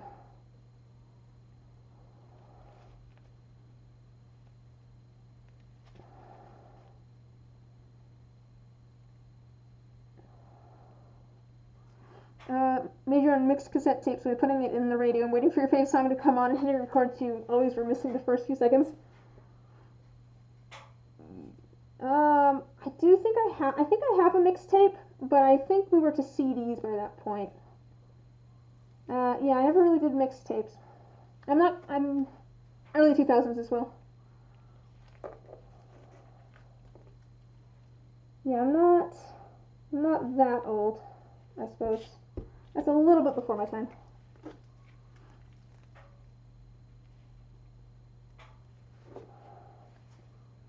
I think I was mostly it was mostly CDs. I think when I was a kid, mostly CDs. But we did still have like a cassette player.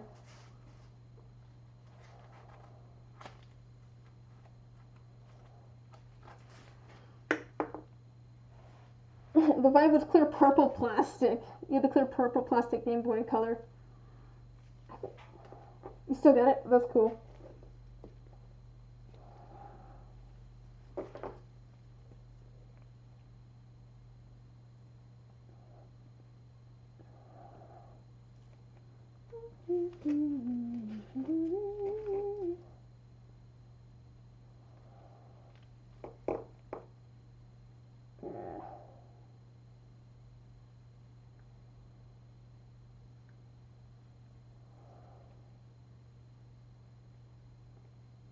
It's gotten very thick, which is good.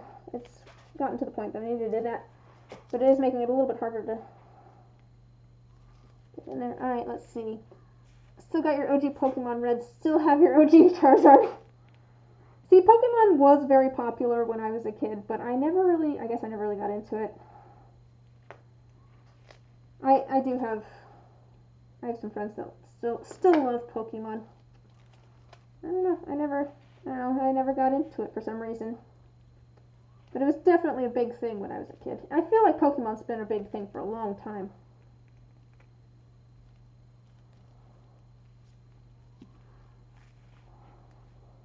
Still going strong too.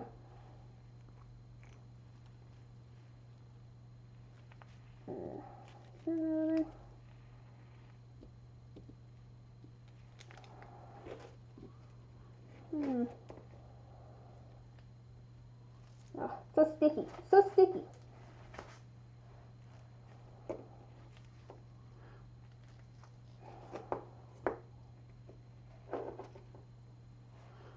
Just more crumbling. I'm not quite 30 yet. I'm not quite 30 yet. I've got a couple more years. Sticky, sticky. It's very sticky.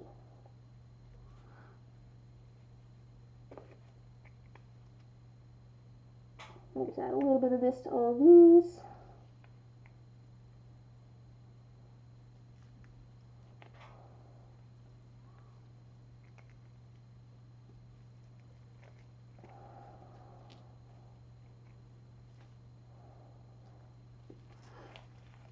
Okay, yeah, I'm 26, almost 27. So you're a few years older than me. 34. I am 27 this month. Oh, that's weird to think about. Didn't think my birthday was coming up that soon. Yes, I'm a wee babe.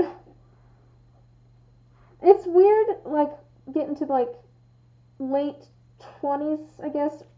Because, like, I do have friends that are in their early 30s. Like, I have friends that are, like, 33. It's just a little bit weird. It's hard for me to tell ages now. Like, everyone from the age of, like, 25 to like 40 looks the same age to me now, which is just kind of weird. I'm just like, oh yes, this is a contemporary of mine.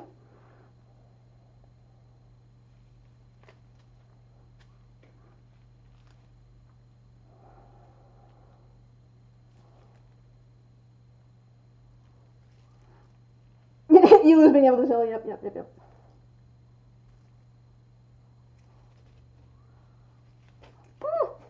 me not drop everything.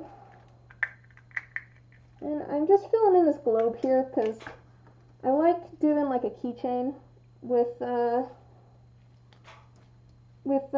custom orders, and so I'll use like a dump mold, and I felt like a globe would be kind of cool for this one. I don't know why.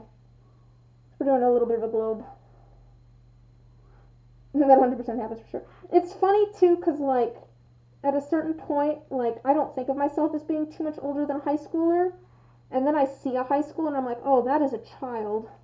That is like, it's so funny because it's like I don't think of myself as being, you know, yeah, too much older, and then but I'm just like, I look in the mirror and then I see like a high schooler or something, and I'm just like, I'm so much older than a high schooler. They are wee babes.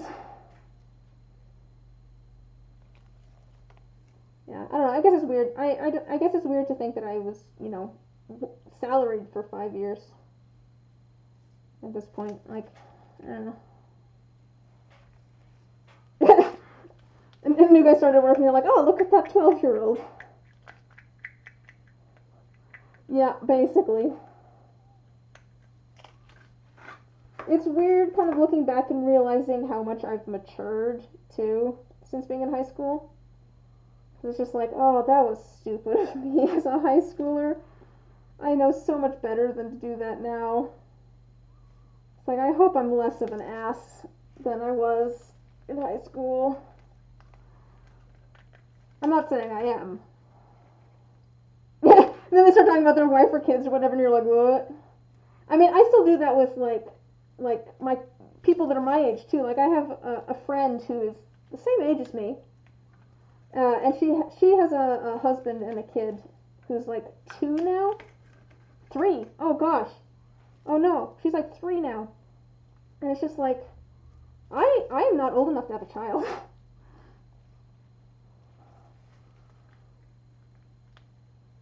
Like, who would trust someone my age with a child? That seems like a poor decision, really.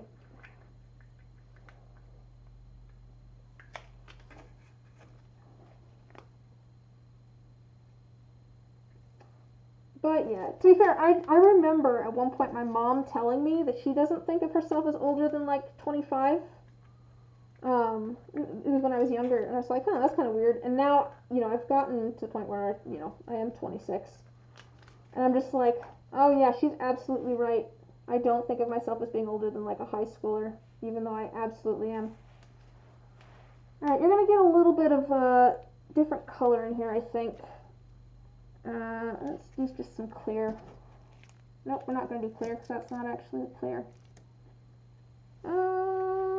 What color do we want to do?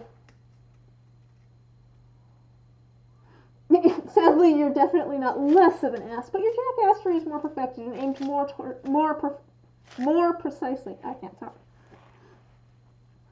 Oh yeah. Where did that end up in there? What color do I want to throw in here?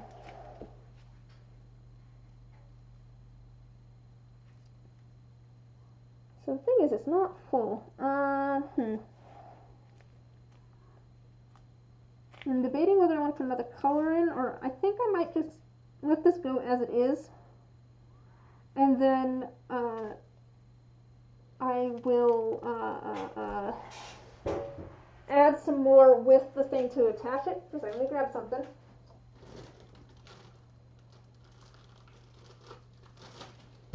Alright, I'm gonna do something perhaps a little bit funky. Putting that in there so it'll stay upright a little bit better. Now I can like stick it somewhere without it getting resin all over it.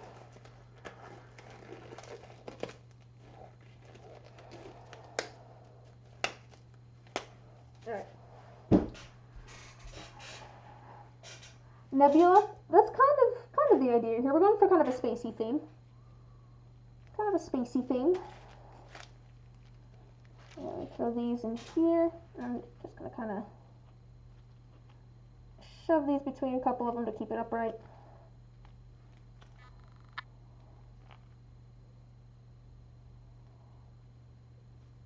Alright.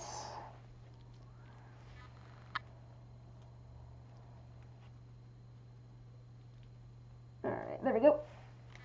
And then these ones, they've got a little bit of, a few bubbles on top. My spray bottle is just not working well, so I'm, again, just going to kind of add a little bit of rubbing alcohol to the top here.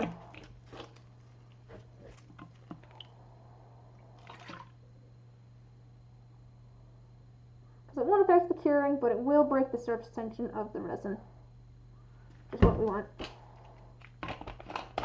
Tiny goldfish dice, that would be cute. That's a good idea. I mean, it's definitely doable. I've seen that done before. I'd have to like make or get the tiny goldfish. But again, that'd be doable. I was saying before, I'm thinking about getting like a resin 3D printer so I can make my own masters and stuff. But I think that would also be cool for making like small little things to put into dice. So I wouldn't have to like hand sculpt them. I don't mind hand sculpting, making stuff out of polymer clay is fun. And it would depend on what it was, too. Some things it's going to be easier to hand sculpt than it would be to, like, make with a CAD program and then, you know, print, but it's so sticky. There's all sorts of, I think I need a different, just a second, I'm going to grab a different, I'm going to grab a new rag.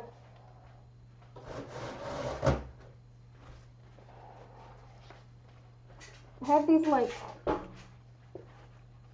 shop towels that my dad got at one point. I think he got like a couple boxes or something. He gave us one. Alright. I can always get cheap pre-made models. True. I try to avoid like stealing designs from things though. I don't know. Since I'm making things to sell, I don't want to like accidentally infringe on copyright stuff. I'd like to avoid that.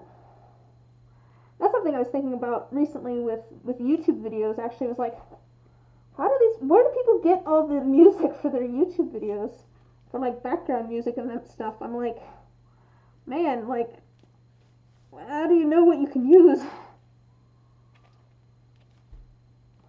And it probably wouldn't be a big issue for like with getting cheap pre-made models, but I don't know, I'm kind of in a better safe than sorry sort of mode, I guess, when it comes to that sort of stuff. Alright. That looks pretty good. I think there's going to be a couple bubbles on top here.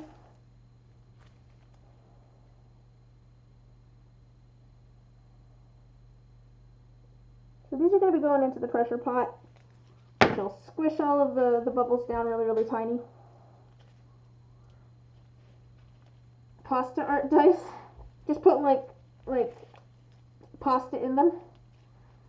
I did attempt to do sprinkle dice recently, and they looked really cool, but I ran into an issue when I can't talk for a second. Like glue pasta, little kid art, maybe like colored pasta. That'd be kind of fun. I tried doing like sprinkle dice recently. I was saying no, I tried doing sprinkle dice recently, and they looked really, really cool, but I ran into an issue with sanding them, so I don't know what I'm gonna do with those.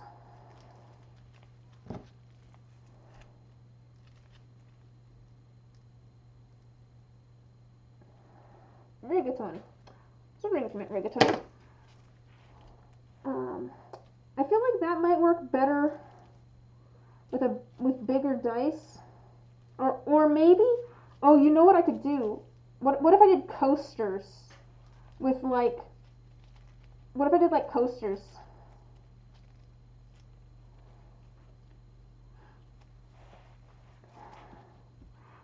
of doing the opposite of vacuum sealing the bubbles out. With resin, because it's going to cure hard, I'm going to put it under a whole bunch of pressure. So instead of pulling all the air out, I'm going to add air. And that's going to add pressure and make all the bubbles squish down really, really small.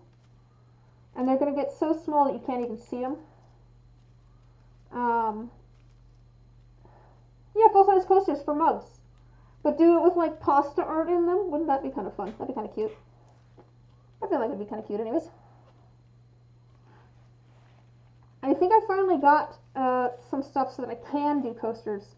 Because I have the molds for coasters, and I have a coaster right here that I made. I have a glass thing on top of it. Let me not get... I do want to do mosaics too. I think that'd be really cool. Like, you know, I have like... There's a coaster that I made out of resin a long time ago. And here's another one. But, yeah, that's kind of what I was thinking was pasta mosaics. Like, make it look like pasta art sort of thing. I feel like that'd be really fun. With it all, like, colored and everything. The problem is that this resin that I'm using right now is not particularly heat resistant. And like I use it with like a hot mug and stuff all the time, but it kind of dents it a little bit.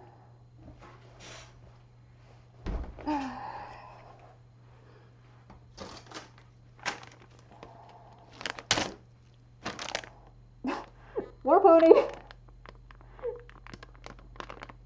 I still have this that I was gonna try, and my brother actually wanted me to try. He scraped off some of the like holographic part and wanted me to try that in resin at some point. I just haven't gotten around to it yet.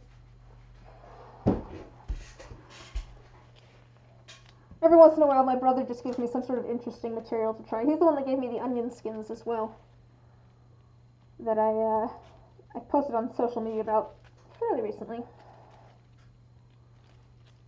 Alright. You know, I was feeling kind of behind for, like, my restock tomorrow, my shop restock. But I think actually I'm doing pretty good. I only have, like, one more thing that I actually need to, like, get done before then.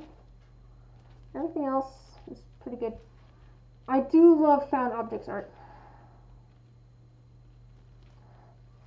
Me and my brother sound like a funny, quirky craft team, and that's goals. My brother and I get along really well. Like obviously, we do live together and stuff, like, but I feel like he should never start streaming because he's much funnier than I am, and I would just lose everyone over to his channel. Ogre dice with like bones and stuff in it. What's your thought? I feel like that'd be cool, but no, onions. I've got layers.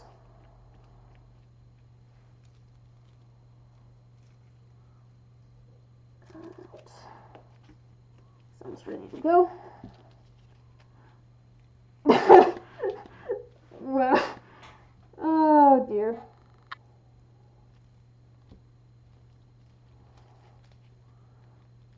Oh well. I'm mostly moved by War Pony's reaction to that, but well. Let me just make sure that this is sitting in the right spot. Looks like it is. We're going to stack that up a little bit just to make sure that everything's sitting properly. And then I have just a little bit extra resin. I'm going to pour some of this into a D4.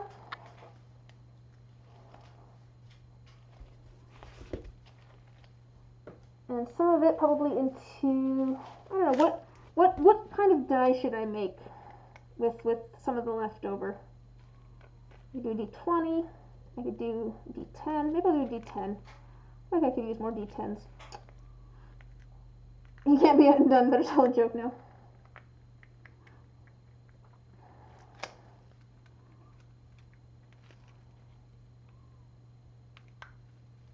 But no, I do work well with my brother. Like I said, my brother and I are the ones that have been talking about trying to get a Minecraft multiplayer server up with maybe some sort of role-playing or something.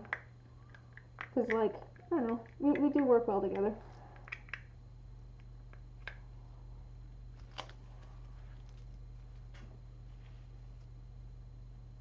Okay, there's that.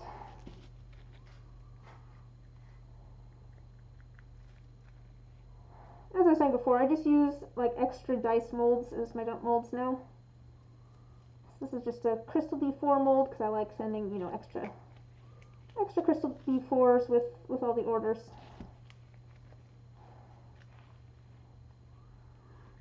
Boo! Boo!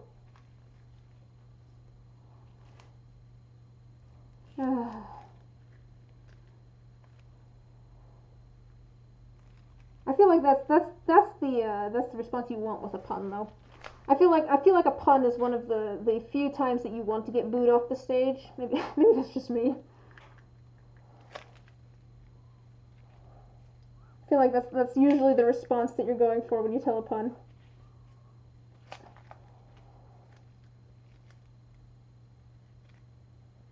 I think a pun classifies as a type of joke. What is the definition of a joke? Is a joke just something that's supposed to be funny, or something that's, I don't know, sarcastic in nature? Not sarcastic, what's the word I'm looking for?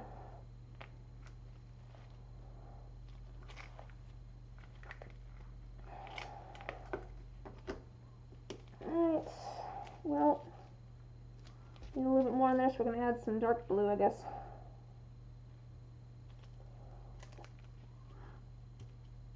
Now I want to know the difference between a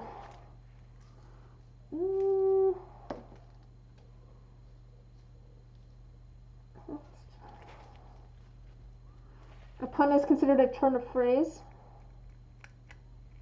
But what is a joke then? Because I feel like there's jokes where the punchlines are a turn of phrase.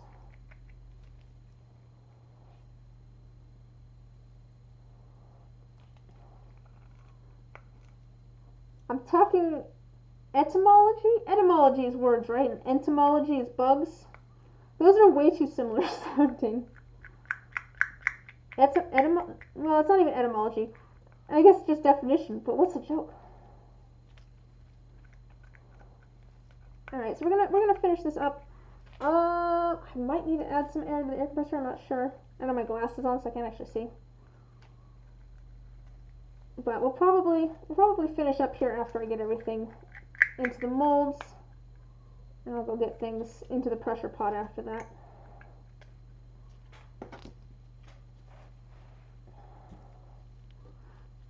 A pun is defined as a joke. Woo! I didn't realize it was a competition, but I still won it. That's my favorite kind of competition.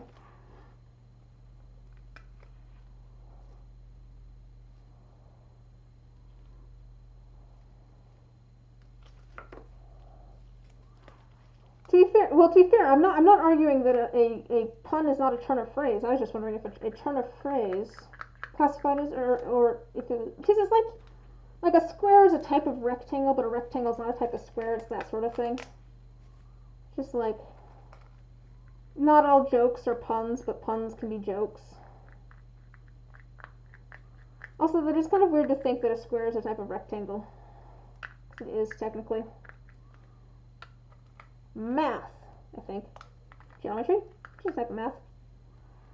I had a friend message me the other day asking about trying to find like integrals of voltage and stuff, and I'm just like, dude, I don't remember any of this. Don't get me started on rhombuses. Definition of a pun. Actually, I read that completely wrong. Don't get me started on rhombuses. No, maybe a C take. No.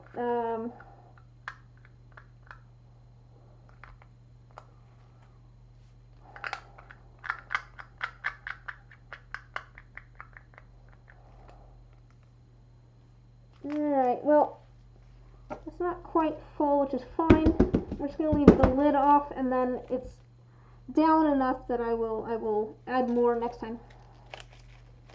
All trebuchets are catapults, but not all catapults are trebuchets. Oh! I guess that makes sense, because a catapult's like anything that will fling something, and a trebuchet is a certain type of thing that will fling something. that makes sense to me. Oh, no, I've got enough. Let me just put this, oops, wait.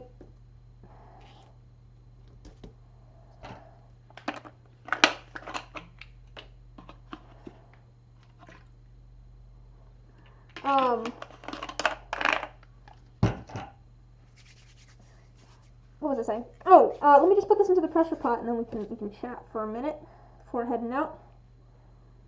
Give me just a second here. This one I do actually push down because of the type of mold it is.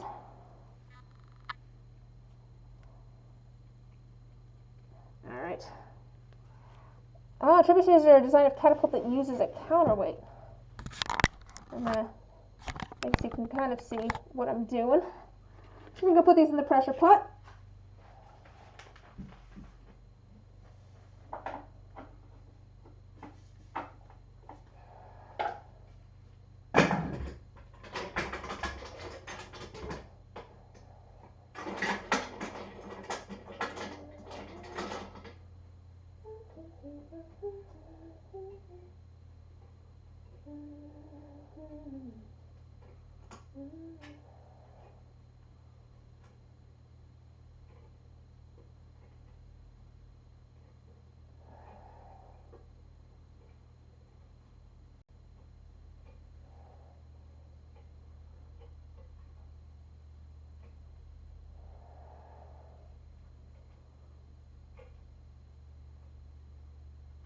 I'm tightening like opposite so that I don't end up with it shifted to one side.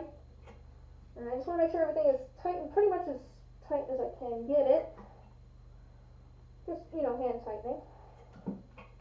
And then we'll be good to go. Give me a second here.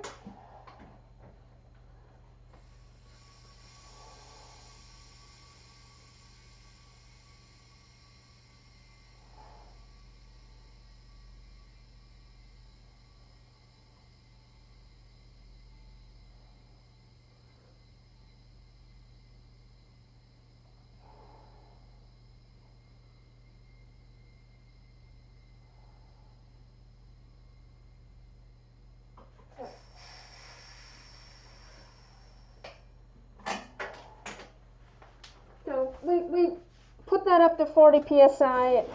There it goes there. Yep, we're adding a whole bunch of air in there. And then let that sit for at least like 20 hours or so. Let things cure, let them get to a point where they can be unmolded. And then let them sit, a little while longer to finish curing all the way. They take about 48 hours to cure completely. We can take them out after about 20. Oh, anyways, here. I could do that. Hello. I'm not gonna take that off, but yeah, thanks for joining me. Unless there is like, I don't know, any dice related questions or anything before we wrap up, I think that's everything for tonight. So yeah. Hello.